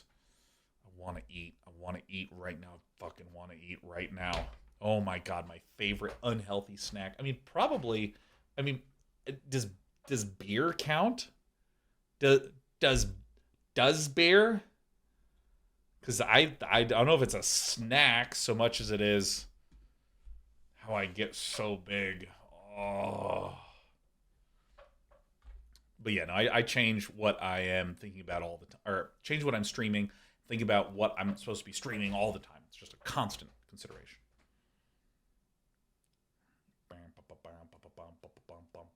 Beer is not a snack. Why not? Huh? Oh, I tasted love peanut butter M&Ms. I fucking love peanut butter M&Ms, man. Oh my god. Oh my god, I love peanut butter M&Ms. I can tell you things that I like. I mean, I probably get peanut butter M&Ms once every 2 years. Oh, they're really good. I mean, probably bread and brie is my number one just indulgent. No, that's just a meal. What's my snack? It's my snack of choice.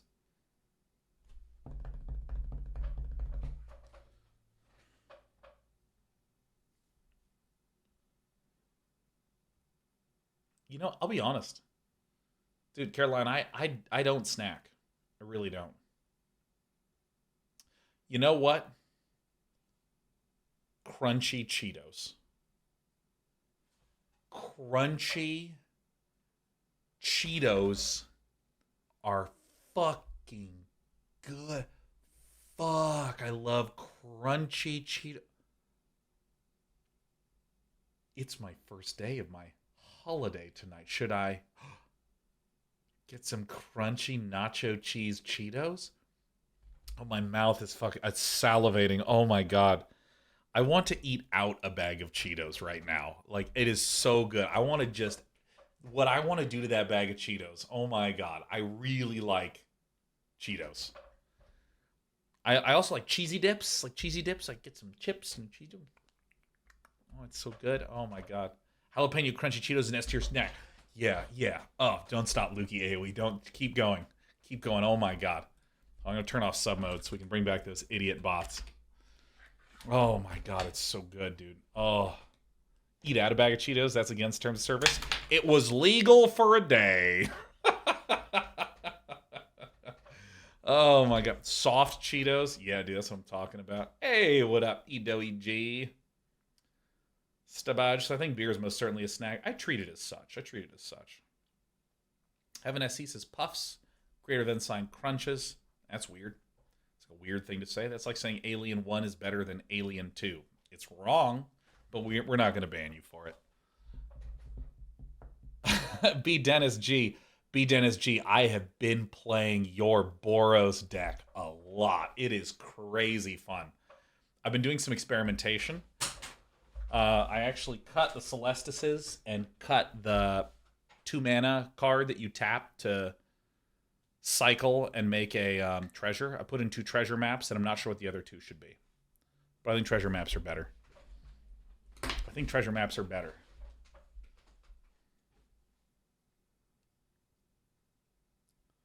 Oh my god. Oh, this is wonderful. Epizar Woods just wanted to let you know that your analogy of ideas being things floating in a stream has really helped my son with his anxiety. He was believing that everything that entered his mind was saying something true about himself. He has really turned a corner on that. Oh, that's wonderful to hear. Yeah, I think it is so important to know that your thoughts are simply entering into your brain. You don't have to do anything with them. The amazing thing about being a human is that you can choose how you act based upon what's bobbling around in your brain. I mean, the number of times when I just want to end my career by tweeting some shit. Oh my God. Oh my God. Well, that's because you were an asshole at the last event and you were lazy and did a shitty job at your job, you fucking piece of shit. And then I'm like looking at Twitter. I'm not doing anything, but I can just feel my heart being like, doom, doom, doom, doom, doom. I'm like, okay. We just won't work with him again. It's okay. We just won't work with him again. We don't actually have to do anything. That would be so stupid. Why would I do that? Oh my God, I should turn my phone on, put it down on the ground. Oh, okay, we did it.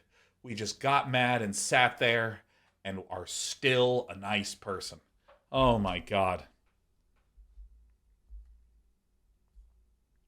How long do you think we can keep calling it Twitter? How long do you think we're going to keep calling him the artist formerly known as Prince? I don't know. For fucking ever, Hermago.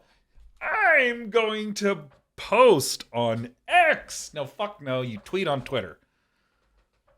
RSS says, I can't wait for Unhinged Sean someday. If I go full unhinged, I will just still appear to be so hinged. I don't have that many impulsive urges. It's not like I'm going to stab my cat with my fiddle pen. Oh, man. Let's make a large assumption that it will survive that long. Are you kidding me?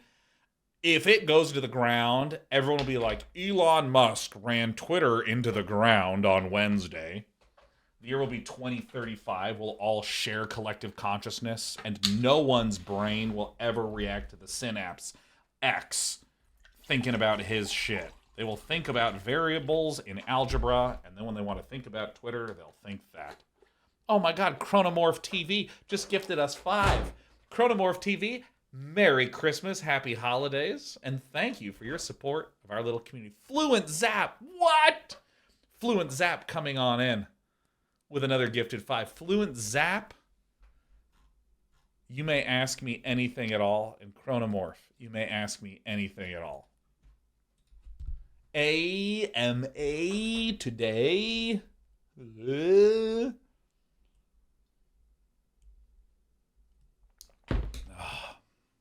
That's great.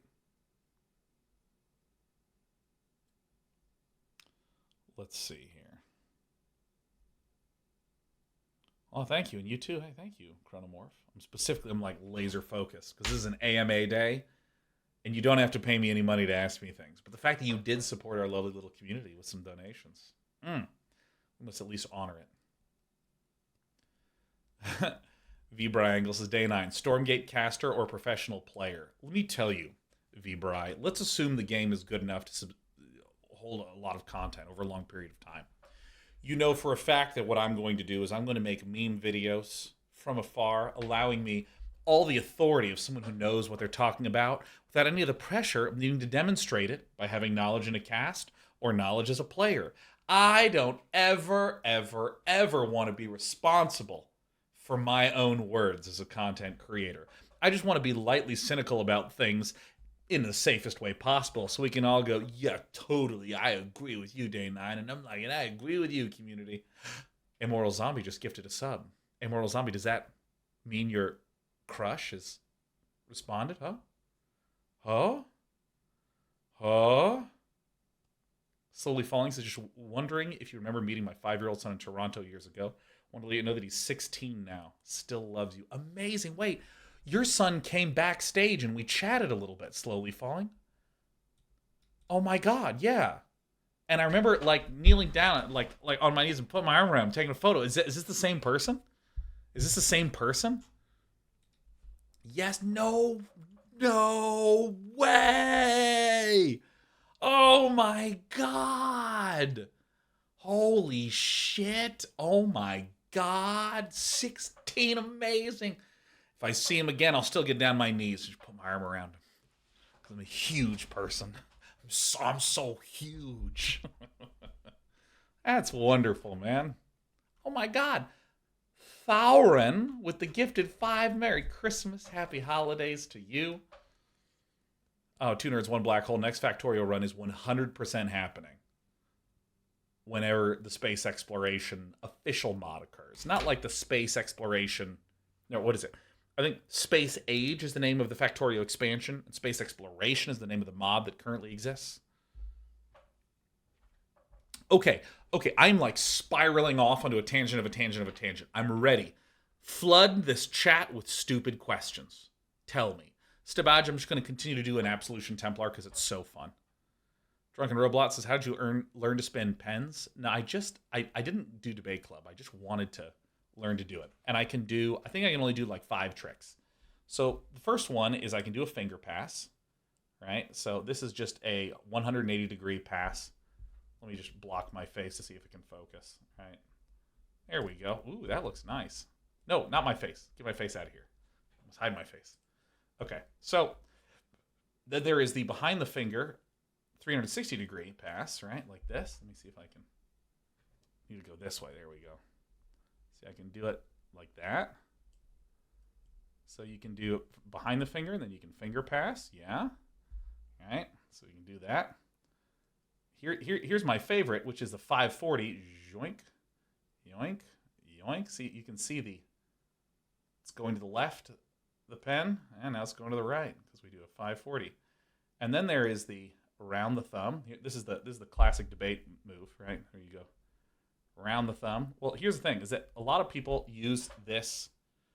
They use their middle finger, and then they catch with their pointer finger. But you can just use the pointer finger. You can just like that. You don't actually need the other one. So then what you can do is you can combine the 540 with the around the thumb, and you can feel super cool. Zhoo, zhoo, zhoo. Ah, no! Claytonius Jesus, can you do that with a hot dog? Yes, but that's $35 extra. All right, hold on. I got coming back here. Coming back. There's Mr. Tails. Glad to see you're doing an AMA many years ago. In the tender year of 2009, you commentated a glorious grudge match between a certain Chill and Combat X. It was one of the greatest matches I've ever had the pleasure of watching. In the future, would we expect you to return doing fun commentaries in that manner? Probably not. I was trying to be as obnoxious and as offensive as possible, and I think I succeeded in that, but I don't know. It feels... In a weird way, it feels lazy. Like, I want to be funny in like a less... in a more strategically crass way. Oh my god. Have you watched Wired's 21 levels of pen spinning video? I haven't, because fuck those videos. There's not 21 levels. Someone was just like, well, if we say there's 34 levels, then people will be like 1, 2, 3 and watch the whole video. Get out of here. I'm not watching. Anytime someone's like, here's 7 tips to... No, I'm not watching any of that stuff. I'm not doing it, man. Get out of here. Oh. Chronomorph. Okay, Chronomorph. With your wonderful gifted 5, we'll do it. All right, if question is what you require, circling back to relationship stuff, at what point do you think it's no longer worth restarting an on and off relationship? Issues may persist, yes, but at the same time, we continually learn from our failures and are willing and capable of doing so. Is it worth skipping out on those lessons about ourselves in favor of something new, /easier, /more stable?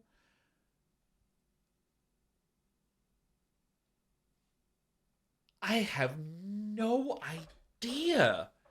I mean, I would honestly talk to a professional, because I think that that's something that's really tricky.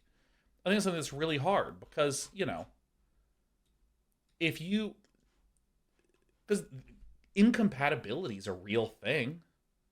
And also, someone being a fucking asshole and not clearly changing something that is very changeable is also a thing. And also, 2 people that pluck each other's triggers is a real thing. I mean, like, the simple one is someone who wants space to cool off, and the other person wants to not have space because that causes them to feel more stress. Like, this is very simple. So yeah, I don't know. I genuinely think couples counseling can be really helpful to have a third person in the room who's there. Oh, did Saint Snowmat any favorite books that you read or listened to this year? Oh, dude, I have been so bad about reading books this year because I have just been an absolute busy beaver. I have been busier than the beavers in the lumber mill in Against the Storm. And they're busy. They're always making planks. Thaler 9 says, how does Dan I not get more viewers? It's all on you now, Thaler. You need to tell the world. Tell the world about me. Get more people in here. It's just so compelling. But yeah, Saint Snowmad, I am reading the first Murderbot Diaries book, which is fucking awesome. I'm sort of always continuously reading some Junji Ito.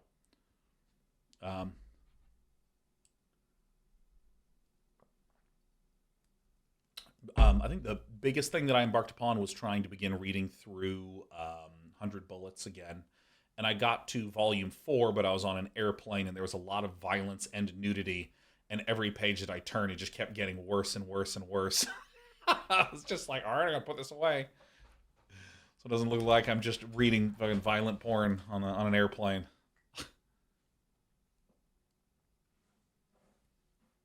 Halo Legends says, I read Twilight.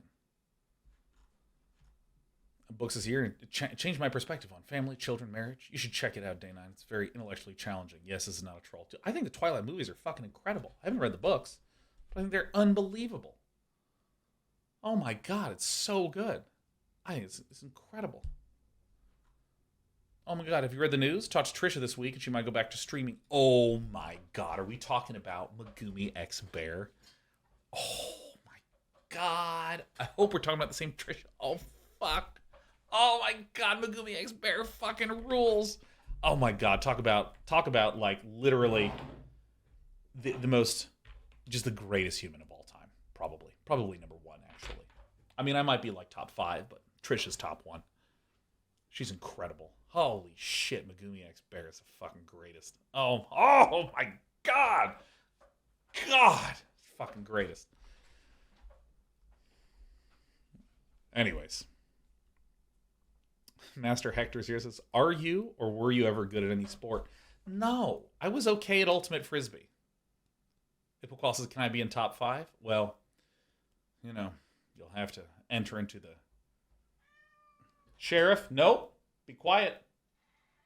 Just come here if you want to be pet. Yeah, come here. You don't have to meow at the door. You can just come to me. Every single day she does this. Come here. Okay, wait, stop. Let go. No! Dude, I was like picking her up and she like dug her claws in my green screen. She's like, oh, like pulling over. Sheriff, if you meow at the door, I will stand up intimidatingly. All right, no sheriff for me. Okay, I'm coming back. No, I was okay at Ultimate Frisbee. I was okay. But then you have to run a lot. And I don't like sprinting. I like jogging. Sheriff, where are you, dude? Are you by the door? Oh my god, she just hides and she meows. But dude, the Twilight movies are so good. Oh, I love the Twilight movies. They're so fucking good, man. Oh my god. All the goofy, terrible green screening and all the smoky, smoldering looks from Taylor Lautner and Robert Pattinson, man. Those guys are amazing. Oh my god. Oh, the baseball scene. Holy shit. Like, if you have not seen the Twilight movies, you need to watch these fucking movies, like, immediately. They're unbelievable. So, Drunken Robot says, AI hype is real. Any ideas in your line of work you wish existed? Okay, so I've talked a little bit about this before. So, I feel like I have to share my opinion in a certain set of orders. Order 1, order of business number 1. So, of course, cleaning the cat hair off here. A little ASMR. There you go.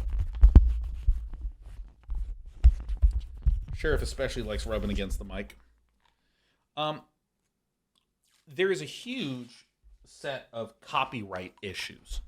So, for instance, if there is an amazing artist and someone trains an AI on their art to be able to produce things of their art, it's kind of like turbocharging the ability for someone to copy another person's work. Now, obviously, if a human being say, studies the art style of, I don't know, Picasso, and starts making images that are similar to Picasso, would we argue that this person is taking inspiration from or learning from Picasso, or are they copying them directly? I feel like there's something that feels very clean of like, no, this person still had to learn the skill set. It's still making decisions. The notions of plagiarizing work is, very clear.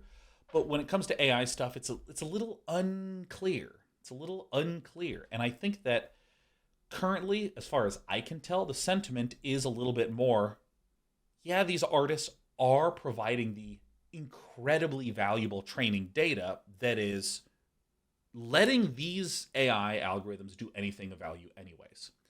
Getting data to train on is actually quite expensive. There are companies that exist in Silicon Valley that produce fake data that statistically matches real data so that the fake data can be used to train AI at scale. And they charge for this. They literally charge money. So maybe we don't call it copyright infringement, but just from like an intuition standpoint, the providing of the data is incredibly valuable and the only way that it works. So maybe they should actually be able to make some money. I think that in the short term, I don't see any solution outside of some laws getting passed and some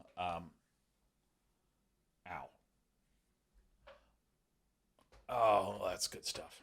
Yeah, maybe some laws will get passed, or there will be a company that agrees to give share of money to artists who then voluntarily sign copyright usage and things like this. Maybe something like this can occur. Hey, Koikva, good to see you, man. What a treat. I was watching you rush for Solar Crest on Monkey King. That item is so fucking stupid right now. It makes me want to rip out my eyes. But anyways, don't worry, Sean. There's still Eternal Shroud and Shiva's Guard to make you rip out all your other sensory organs too. But yeah, I think that like if there can be something that makes artists feel good and makes people who are generating the training data feel good, I think there's a lot of interesting and positive potential. So what I want to do is I want to just set aside discussions about ethics and legality and copyright. I'm going to set it aside because my perspective is there needs to be a solution there. Let's assume that's solved. Most AI, particularly generative AI, is just not that good. It can generate things that have certain qualities, but it's not good at art direction. It's not good at design. And like, let's imagine, for instance, that we're making a game that looks like Minecraft, where it has a sort of blocky look to it. It has simplified aesthetics for the entities. But if there's some monsters that have like weapons that they're swinging, there's a certain way in which you telegraph what's important and what isn't. You might have a monster that kind of has like a dark, sort of brown and orange colors, but then has a bright red hand and sword. And when their animation starts going, it glows even brighter. You would not use those type of exaggerated looks and colors on their feet or their head that don't have this type of gameplay significance. And AIs tend to suck with a lot of those design aspects. So maybe if you had an AI generate some voxely looking monsters, you might be able to take them and adjust them, tune them. Sure, but having an AI like direct and that sort of thing and like come up with the designs, I just think it's not there. And so I think that what could be useful for games is things like, hey, I want you to generate 100 monsters that could show up underground in our Minecraft style art game.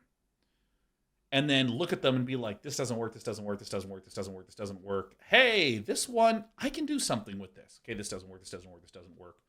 Or if you want to add some sort of glossy sheen to something, maybe you are trying to do like a concept art piece and you're like, okay, well, I want to have some really glossy floors. You get to generate some glossy floors and snip this out and kind of drag it, and because you think the gloss will look good here. But here in the painting, I want it to look a little sort of dark and like there's something lurking in the shadows. And I'll paint that, and then I'm going to have these columns be really tall. So let me just generate some columns and drag those in. I think thinking of a generative AI as like a great assistant, as like a junior artist, as like someone that can helpfully speed things up, I think there's a lot of merit to that. I also think that if you did something like our artists have generated 800 pieces of concept art, and we also have, we can generate tens of thousands of screenshots of our game. And we're going to take these pieces of concept art and these screenshots of our game, and we're going to train an untrained AI brain on all the stuff that we have made. And hopefully this will let us more quickly generate future concepts and future gameplay elements. Like that sort of thing I think is interesting. I also know that I know of environment artists that only make rocks and trees. They've had like 15-year careers in games, and they just make rocks and trees and caves.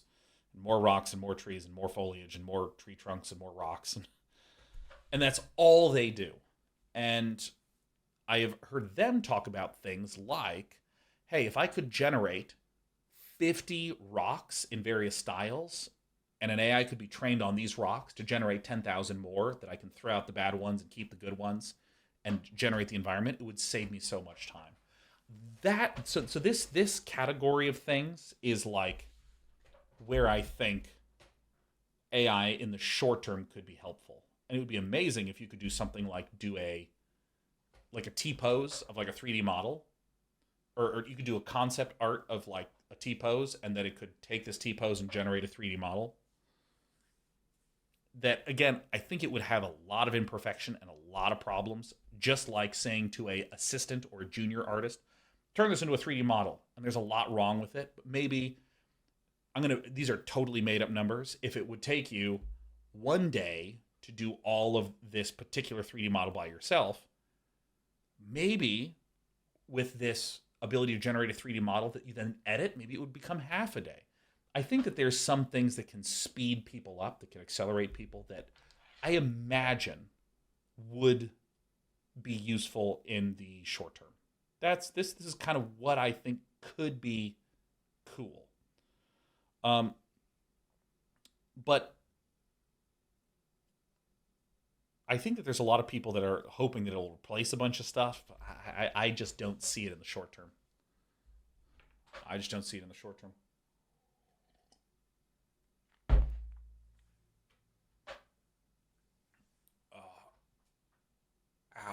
Ow. All right, what else? Dude, Fairchild. Yeah, I'm going to be on Brian Kibler's Commander at Home soon. Hell yeah. Can we do this one? How do I jump to this? How do I jump to the original message? Where's Nordexa? Nordexa, can you just repost your question? I don't know how to use this. I don't know how to use this technology. Oh my God. This is terrible. All right. Unless Nordexa reposts it, we're taking new questions. I'll be on for about 30 more minutes. Nordexa says, do you have any tips to turn off survival mode of your brain for some relaxing time? For the life of me, I cannot relax ever. Oof. Yeah.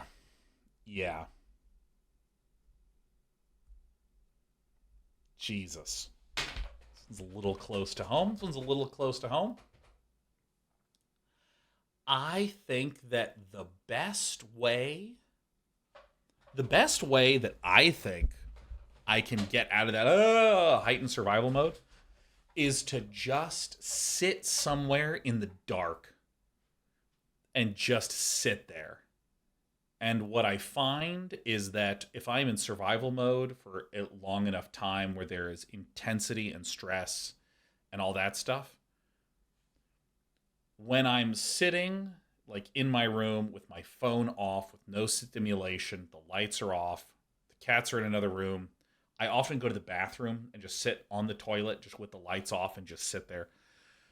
I find that it's probably a few days of actually having the stress keep popping up, because part of being in survival mode is like a certain heightened stress and heightened attention alongside suppression of certain stressors so that you can focus enough to survive. Um, and I find that it can feel like I'm not doing anything because it feels like I'm stressed. I'm in this intense position, and then I go and it's time to relax, but then I feel stressed. It's just stressed all the same. And I try to just be aware that, like, is it this other stress? Like, let's imagine I had a crazy live event where I was sleeping like 2 hours a night and everything was going wrong and everyone was yelling and screaming and there was a lot of pressure on me and I had to keep focusing. And it's just like, get through it, get through it, get through it. Come on. And then I finally get some time alone to sit and decompress, but I'm just like and like tears streaming, and I can feel myself suddenly getting hot with anger and frustration, and then I can't calm down. But if I spend a long enough time just chilling, and by chilling, I mean like I do not use social media if I am there, period. I don't. I turn off my phone often so I don't have to deal with that shit.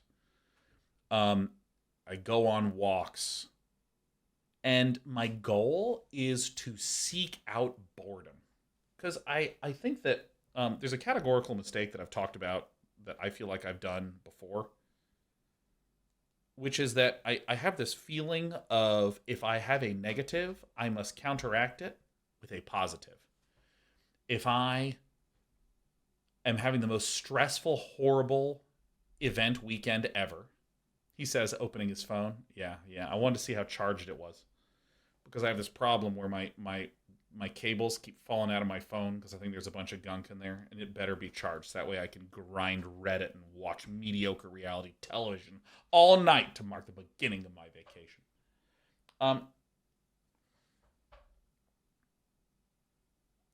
But yeah, I find that, like, I used to do things like, if I had a horrible event weekend, I would come home and be like, okay, so now I need to, like, maybe I should, like, go to a party, something that is equally oppositely intense. Or maybe I can finally come home and I can, like, start playing a bunch of StarCraft and just get really in the zone, you know? And I think that this is a horrific mistake. I think that the best thing that I have done for myself in, like, the last 10 years is, when I'm feeling negative, I try to get back to neutral. And then once I'm neutral, then I can go for something that gives me a positive stimulation. So that would be something like, I've had a really horrific, stressful month where everything's been going wrong. And now let's imagine it's today and it's my first day of break. I will probably not watch a new show, but watch a show I've seen before. Or sit still in my room. Or go on a walk without my phone to listen to any music or anything like that, and just kind of walk and just kind of feel bored. And I try to really seek out boredom, just be as bored as possible, because I'll find I'll be bored for a little bit, and then my brain will summon something stressful again, which is some, you know, experience that I'd had in the last month that I'd not really processed because I was in survival mode. And, like, I alternate between doing nothing and being bored. And when I say do nothing, I mean, like, do nothing for like an hour. Sit on the floor and lie down and just be bored for an hour. You know, I'll alternate between that and then familiar comforts. So no new movies, just old movies that I know I love, old TV shows that I know I love, old albums that I know that I love, my favorite foods, my favorite drinks, just all the favorites, activities that I know are consistently reliable, like getting a massage. I don't play a game competitively, or try to find a new game, or try to find a new show, or try to go out to a new restaurant, or try to hang out with a friend in a new environment. Like, none of that sort of stuff. Those are the things that I think are helpful to me, but also full well knowing that it should take me some days or sometimes some weeks to get back to that neutral. I have been in a situation where it was like multiple weeks until I felt like a normal boy again. Okay, there's lots of adding. This is great. Would you do Commander content with Tolarian Community College? I don't actually know what this means. I know who Tulare Community College is, and I've seen some of his videos that are like reviews of products, but I don't know what any of that content is. So I have no idea. Cannot speak to it. Kinky Scavenger's Reign is a 10 out of 10 show. I recently finished the first season, and the gray alien is the scariest. Oh my god, the gray alien is the scariest alien monster thing I've ever seen. Holy shit. Oh my god, it's such a scary alien monster. Oh my god, Kinky is so fucking terrifying. Holy shit, the gray alien is terrifying, terrifying, terrifying. Cheesy Louise. But Scavenger's Reign, I would give a 10 out of 10. It is on my 10 out of 10 TV shows list. I love Scavenger's Reign. Times 1 billion. What new or new to you games you're looking forward to trying this year? Narfi Ref, if I'm being honest with you, I'm new gamed out. I'm new gamed out. I need to not do new games for a little bit, man. I need to do the old shitty mediocre games that I know and love, or honestly the games that I know. I'm gonna play some fucking Here's My Magic 2 again. Yeah, do a little Zomboid.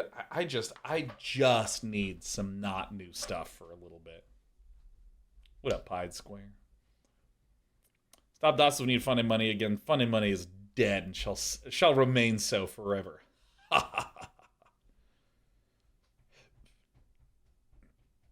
Yeah. Mercenary, we're going to be doing some StarCraft 2, Hearthstone. I might even try Warcraft Rumble in 2024. Just get Bobby out of there.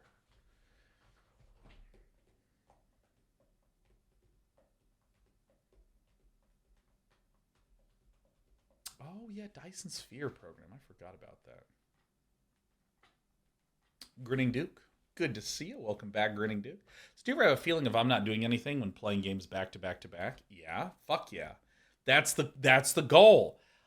That's the whole point. I love that shit. I do way too much stuff, man. I do way too much stuff. Tired of doing stuff, man. I'm out. I'm done doing. Oh yeah, Slay the Spire. Oh, 0 APM. I love Slay the Spire. I grind that.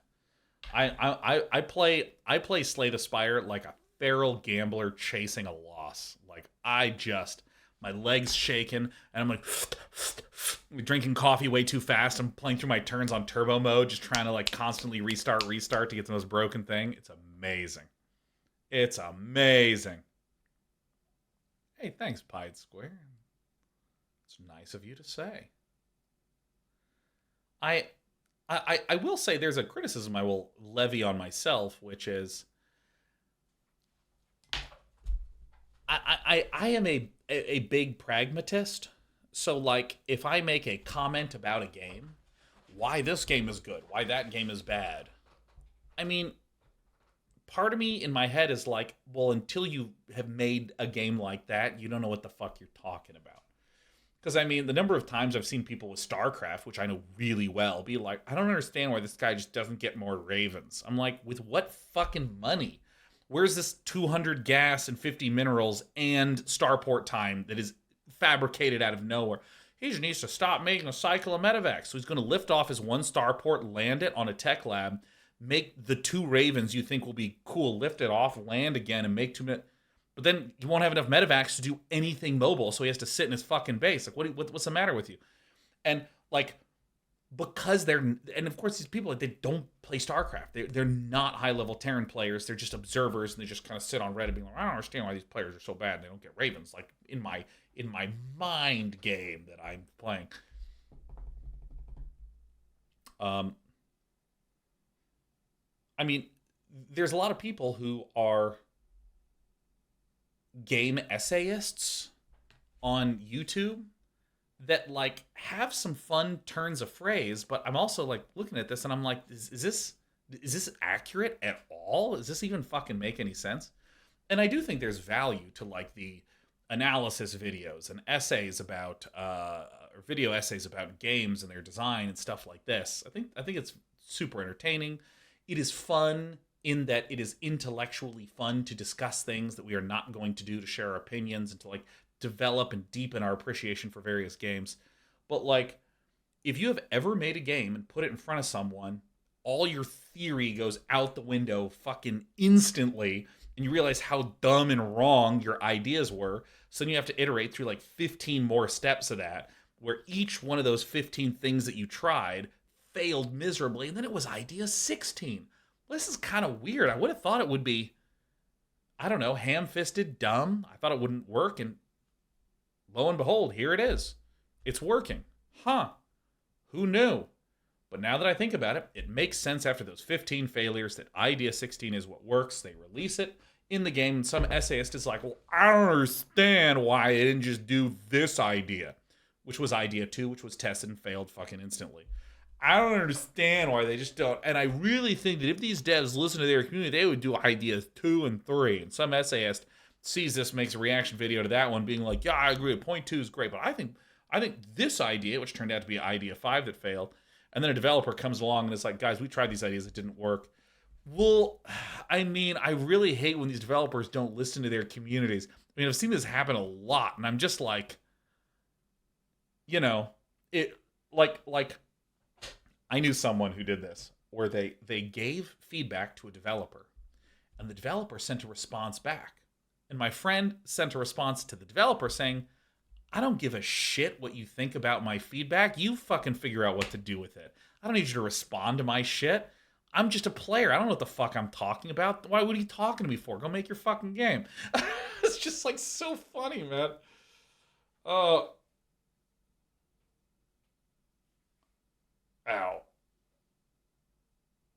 Oh, that was some good shit. Rainier here, so just want to say hi, Sean. You're my favorite streamer of all time. Oh, Ranier. I might have less hair, but I'm still here.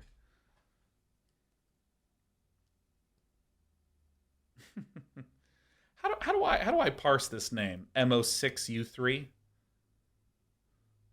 How do I parse this? How do I parse that? When are you finally going to stream some poker? Can I? Are there any legal American poker sites? Void WSN says, could you shortly sum up how the different matchups in Brood War evolved? Like, was it just trial and error, or were there fundamental thoughts behind these adaptations? Yeah, I mean, the evolution of strategy in StarCraft Brood War has been really interesting, because I think that almost more than any other game, all the various skills in StarCraft lean on each other to be able to open up new possibilities. And there's the example that I will just forever use as the default example. Protosses against Terran used to open up with 2 gateways, quickly getting a Cybernetics core and Dragoons, because with 2 gateways and Dragoons, you could get enough stuff to hold off pretty much any Terran attack. And these 2 gateways would allow you to expand. Holy shit, up a tree and Juggernaut, Jason? Oh my god, celebrity o'clock up in my chat. Holy shit. What do we take? A trip to Hotel California?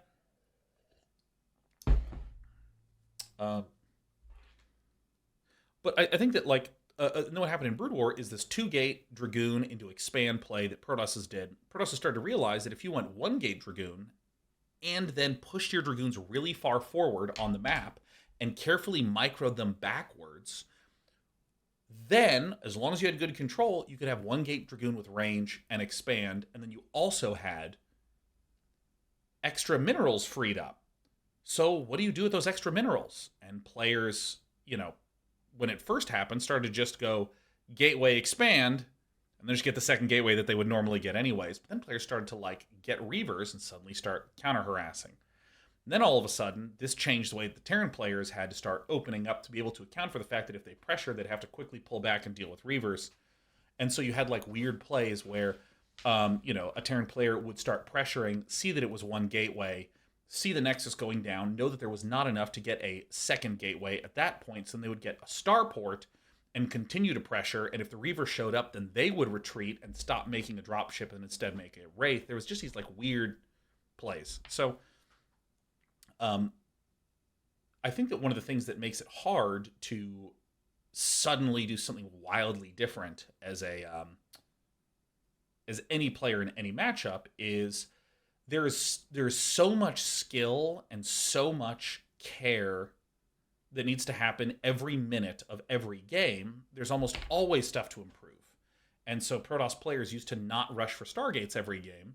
And there was tons of interesting timing attacks you could do with all zealots and weird pressure plays that you could do with like speed zealots to quickly take a third and then pull back. And then occasionally, if you wanted to go Stargate, you'd go double Stargate very abruptly and then push out. Or, you know, a lot of the sentiments for Protoss was to be as aggressive as possible on 2 gates to make sure that the Zerg had to keep the defenses back, and that's how you deal with Mutalisks. And you could honestly deal pretty well with Mutalisks. So, I mean, I think that when you look at modern Brood War, it's like so abstract. You have to know so much to understand why these things happen. And if you don't know about just some really basic, like 2003 era plays, you can just abruptly lose to something that feels dumb. And a simple example of this is a Protoss player in PvZ that rushes for a Citadel of Adun instead of a Stargate when they expand. It's really hard to hold off a very good player. Or actually, maybe a much more famous example is Noni, the greatest Protoss American player of all time, would open up with 2 gateways and pressure. And this was popular in like 2001, 2002, and then was never played again because it was just so easy to hold off. But Noni just kept digging into that strategy. And I mean, I must have had, like, I lost almost no games against Protoss in competitive matches. And just against Noni, I won almost no matches. I couldn't fucking... Then I'd play against other people and practice against that style. And I'd be like, this is pretty easy. Then I'd play against Noni and I'd be like, why in the fuck is this so hard? He's doing everything. He's like pressuring me and he's out expanding me. You shouldn't be able to do both of those things.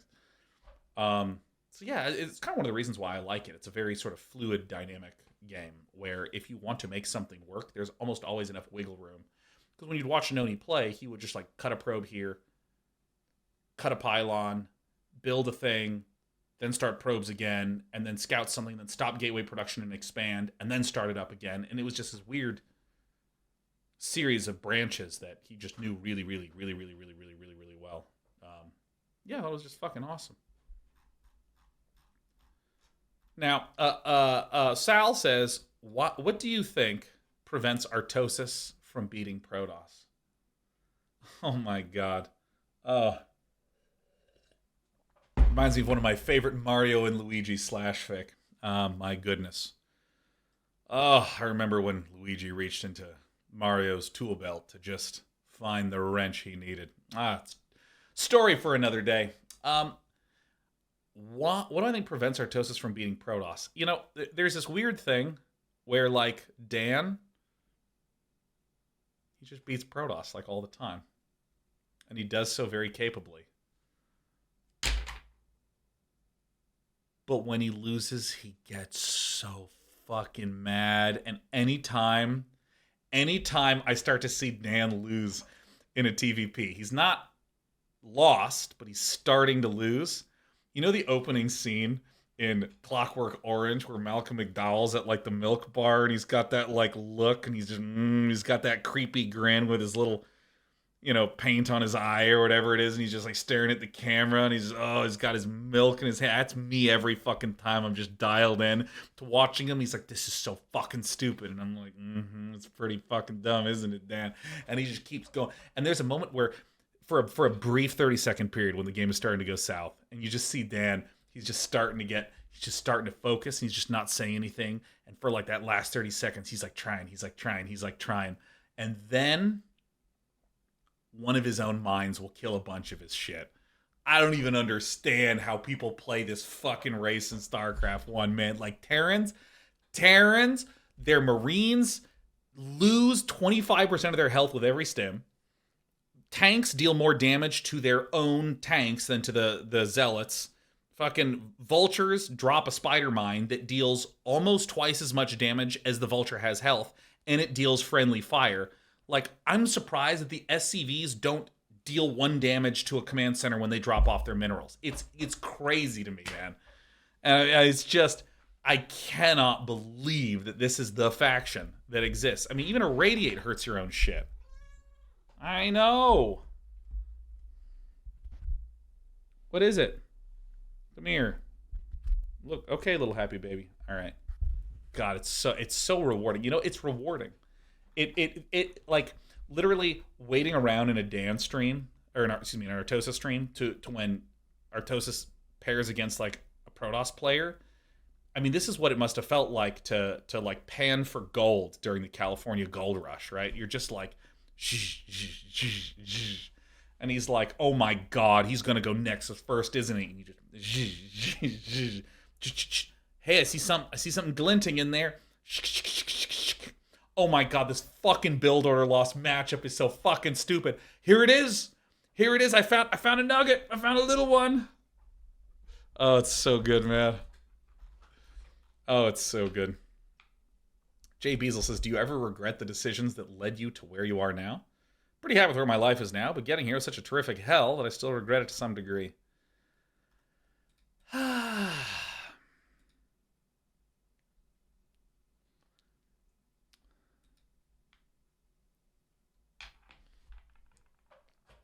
don't know why my face is doing this, but I mean, I view regret as an expression of present tense unhappiness.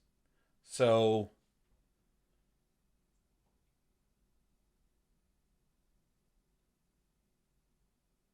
what is a succinct way to express that? Okay, here's actually a real example. Like, since the pandemic, I no longer go to any events because they were all fucking canceled. And I'm kind of like out of the habit of going to like a PAX and a BlizzCon and a TwitchCon and things like that. And I just really miss the opportunity to see my friends that are all over the world, to see them so regularly. Yes, and E3, may it rip in pepperonis. Oh, God. I miss that a lot. And so, you know, I have some regrets about, or I might say, like, I have a lot of regret about not having the type of social connections and the type of community that I think I really want. But I don't view that as like I fucked something up irreparably, because I know I can just do that whenever I want. I can pick up my phone and just text someone right now and be like, hey, you want to go get dinner? Hey, I'm kind of stinky, but do you want to go get dinner? I was wondering who that was, and I assumed it was the cat because I don't like taking responsibility for my odors. I can just do that. And so I sort of habitually have done that in life. Like, for instance, in my early career, I tried to focus on putting on a lot of live events. Like, literally putting on Red Bull events. Like, I wasn't just hosting. Like, we were in charge of those things and organizing them and all the other stuff. I regret not just being some fucko YouTuber just making videos on YouTube. Right? But that would have been a lot easier. Like, I just have never really focused that much on my YouTube. It's just sort of been a repository for all my streams. And then it's just like, do I really regret that? Or is it just that right now I'm frustrated because, I don't know, whatever, this work project went terribly, and now I need to come up with a new work project, and I'm like, oh, if only I had just only streamed Amnesia content and become the greatest YouTuber in the world, right? No, probably not. I probably just need to rethink about what I want to do right now. And so I try to keep, like, looping that back in. Yeah, no, I think it's really hard not to feel regrets because 25-year-old Sean was so fucking stupid. Oh my God. I'm 37 right now. And when I think about who I was and how I acted at 25, I'm like, you're so fucking stupid. I'm so embarrassed. I remember I went to look up an email, and it had like, I don't remember what it was, but the word that I searched for, like here, and here, was like a 2023 email, a 2022, and a 2022. Then I looked, and there was another one from like 2009 when I was in grad school. And I was like, huh? And I clicked on that, and I saw how I wrote in that email. It was so fucking embarrassing. I used way too many exclamation marks. Well, like way too many, and I used the tilde key. I typed shit like this. Like, it was all over my fucking emails. I'm like, oh my God, I'm like a mom that's interested in MLM, right? Like, I typed like that. Fuck, man. Oh, God. It looks inappropriate. Why? It's just a heart coming. Why? What's so weird about that? AMA. I mean, you made me think it. I just said it, right? You're the one at fault here. Where's Manfred? Oh, Manfred's right here.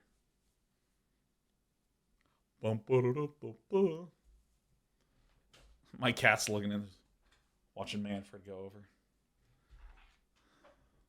over. A fire spoon. Hey, Amoral Zombie, has Hot Boy responded yet? Remember, Amoral Zombie was trying to get a little bit of feedback. Like, should I ask this guy out that I have a crush on? We suggested sending a text right fucking now, and Amoral Zombie's just been waiting. Like, I'm gonna need you to, like, message me on Discord. I'm gonna need you to just, like, I need to know. Because, I mean, this is my last stream of the year. What, am I gonna wait till the new year to find that shit out? No. Oh, yeah. RSS says, I'll toss this out again because of chat scroll. A bunch of friends are really getting into Commander for MTG. What do you think is the easiest way to get back into the game for someone that hasn't played in some years? There's some pre-con sets you suggest or something else. There's getting into Magic. Just download Magic Arena. They have lots of free content there. Their Commander version is called Brawl for whatever reason. But yeah, I would just get a pre-constructed deck and just buy it and start playing, or ask someone if you can borrow their cards. Amoral Zombie says, wait, sec, I'll boot up the phone. Wait, hold on. RSS, your question doesn't matter anymore. Wait, look at this.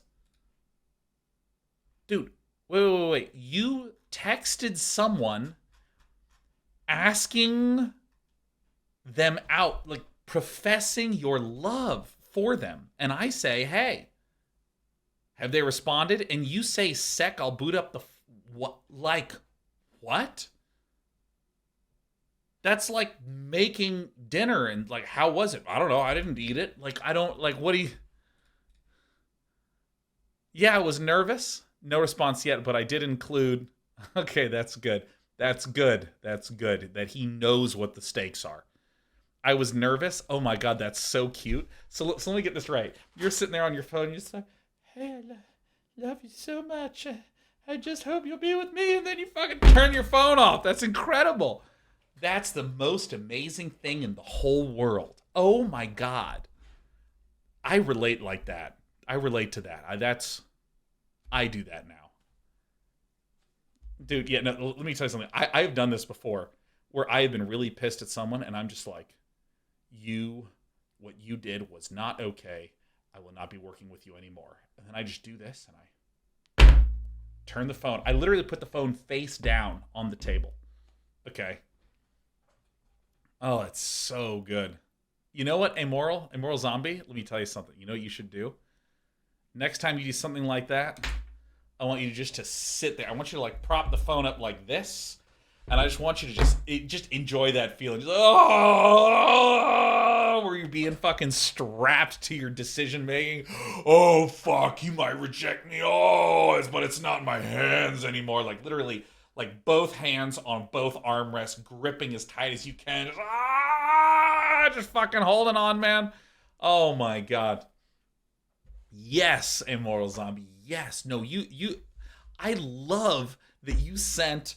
I have a crush on you. Would you want to go out sometime? And then you held the power button on your phone and it went, to turn your phone off, you need to type in your password. And you're like, okay, and then a hunt or two. And then it's just like powering off and then, okay, that's good. I'm not going to fucking hear from him anymore. There you go. Because you know what? You know what that means? After, oh yes, Uptree says, Ravi does this right after he posts a really shitty copy pasta or dad joke in my chat. Just flips the phone over and goes away. Oh, I've done that.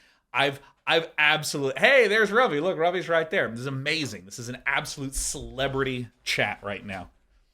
Oh man, yeah, no, like let me tell you something, Ravi. I'm gonna get in Sal's chat. I'm gonna do my very first like Mario Luigi /fic attempt, because I want to train in Sal's chat before I level up to Artosis. And what I'm going to do is when it's like 300 bits, it's like, hey, up a tree, Zelda. It's me, Luigi. And I'm just going to Alt F4, and I'm going to like later figure out what happened. Coordinate some time shifts. Perfect. Oh my God. Like I need to go get some more bits. I think I have like 50 bits, which is like 2 quarters. Like you couldn't even play at an arcade while you're waiting for your pizza to get made. That's really good.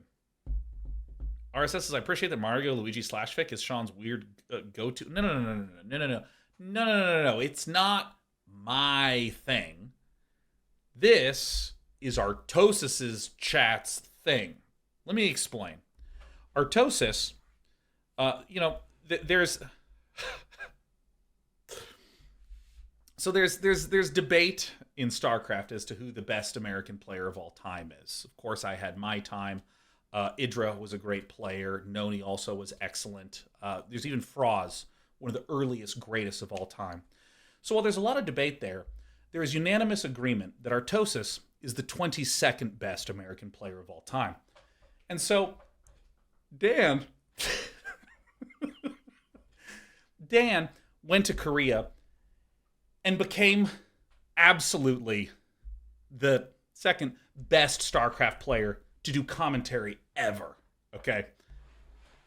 And so he and my brother did GSL, they now do ASL, and then Dan started to stream StarCraft Brood War. And it was amazing seeing the skill and talent on display. But something happened. Dan was always known as this just charming, funny, happy, pleasant caster, and on his stream, we saw the other side. Like, imagine if the Demigorgon, if you turned it inside out, it was Bob Ross. Like, that's like Artosis turned inside out into Artosis on stream and was so fucking mad every game. And when someone would call him out, Dan, this is one of the things I respect about Dan the most. Dan never was ashamed of that anger. If someone called him out, he's like, fuck you, you don't know what the fuck you're talking about, you're banned. And then he would go right back to playing again. And it was so endearing.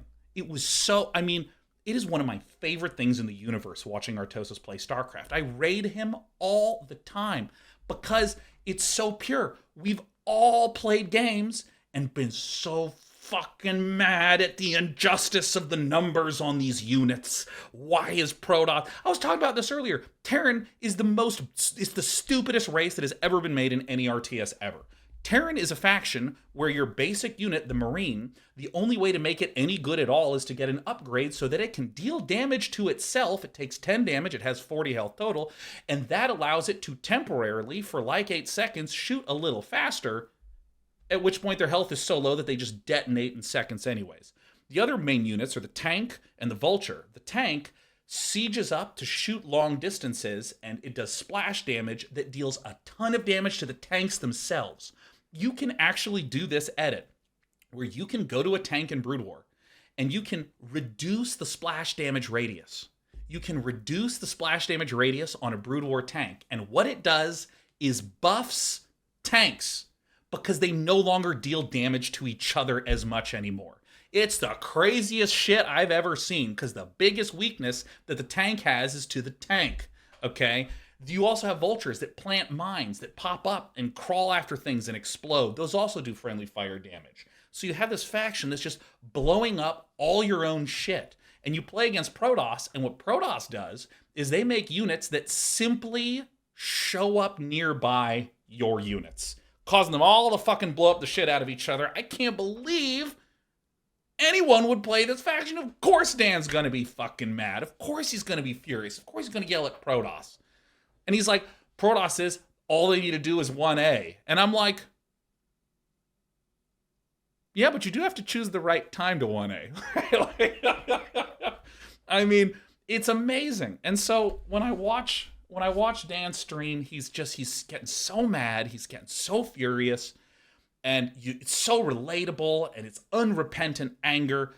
And while that's going, the most important detail in all of this, you thought that this was the emotional journey of a man named Artosis, This is the story of how Dan has a text-to-speech British voice that when people donate, for some reason, all of Artosis' community, without communicating with one another, they just all independently decided that they were going to write Mario and Luigi slash fiction.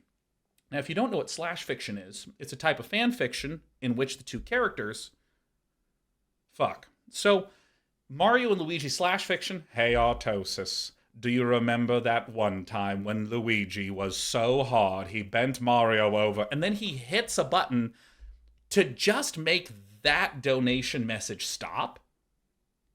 At which point someone, I got $2, and they go in there, hey Artosis, when Mario went down the plumbing tube to go see Princess Peach, he stopped because he saw Luigi hiding underneath a turtle shell, and then Mario was so hard, and he just fucking hits it again, and he's like, stop! And while he's doing this, let's keep this vision in mind, right? His tanks and vultures are blowing up all his own tanks and vultures as a bunch of zealots just walk from one end to the other. You don't even use the attack button, you right-click, because remember, the zealots don't even fucking deal damage, so using the A button is unnecessary. And I'm in here willing to just make my part, my contribution, that I have some Mario and Luigi slash fic. Let me tell you about my design, which is I'm going to do a donation message where it never quite turns sexual, but it sure seems like it's about to. Hey Artosis, do you remember that time when Mario reached into Luigi's tool belt and said, hey, do you have that wrench I'm looking for? And Luigi said, keep digging, you'll find it. And he did. And the repair went successfully. That's the kind of donation message I want to do. I could workshop it a little bit. That's not the final version, but I think it's a version. It's on the path. Like, and RSS is like, why is that your weird thing, Sean? No, it's not my weird thing. There is some sort of alien ecology that lives in Artosis' chat, kind of like one of those islands that Darwin studied, where there's just absolutely no other predators or prey or influence on this environment, and I can just see the way that the degeneracy is spiraling downward into this horrifying abyss that I can't look away from. I really think Scavenger's Reign Season 2 should just be about Artosis' chat. Shit would be amazing, man. I would never stop rewatching it. RSS says, I've been learned. Apologies, Sean. Yeah, it's really good. This is a responsibility I have. Also, Carl saying it's great to see you, man. Like so many people fucking watching this chat right now, man. Oh my god. Hey, Artosis. Oh, it's so good. But what is the evolutionary purpose of it? No one knows for sure, but everyone in Artosis' chat has huge beaks. All right, we got time for like one more question. I just racked a beer. Great. Dark Strikes, are you going to be focusing on Brood War content?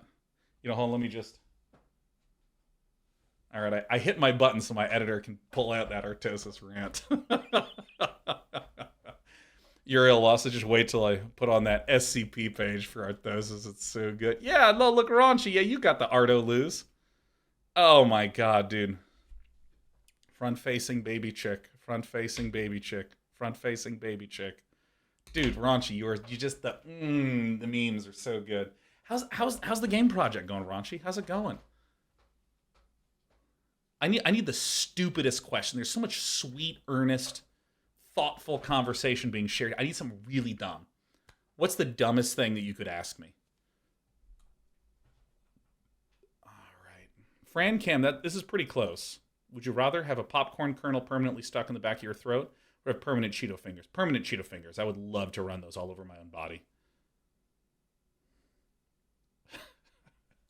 This is my favorite thing that I've ever read.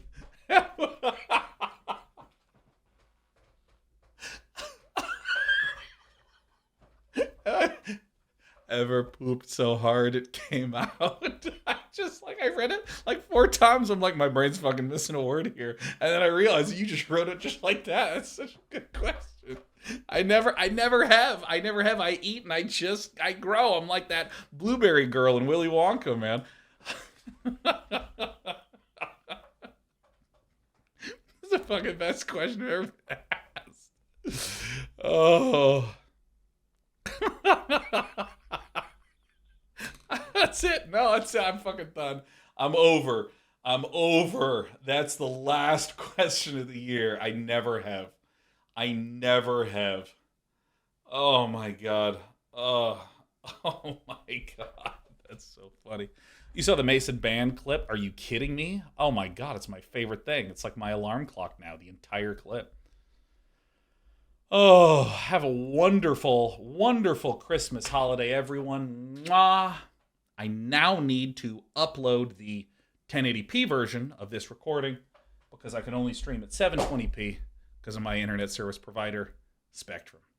I will see you on January 15th for some Stasis Bone Totem. And assuming Bobby Kotick steps down, I'm thinking February might just be Blizzard Month. You know what I mean? I think it might just be Blizzard Month. Happy holidays, everyone. Hey, dude, you too, Carl Sagan. A dish best served mole, still one of my favorite YouTube videos of all time. Yeah, everyone, hey, just let's get a towel and chat, shall we? Have you ever pooped so hard it came out?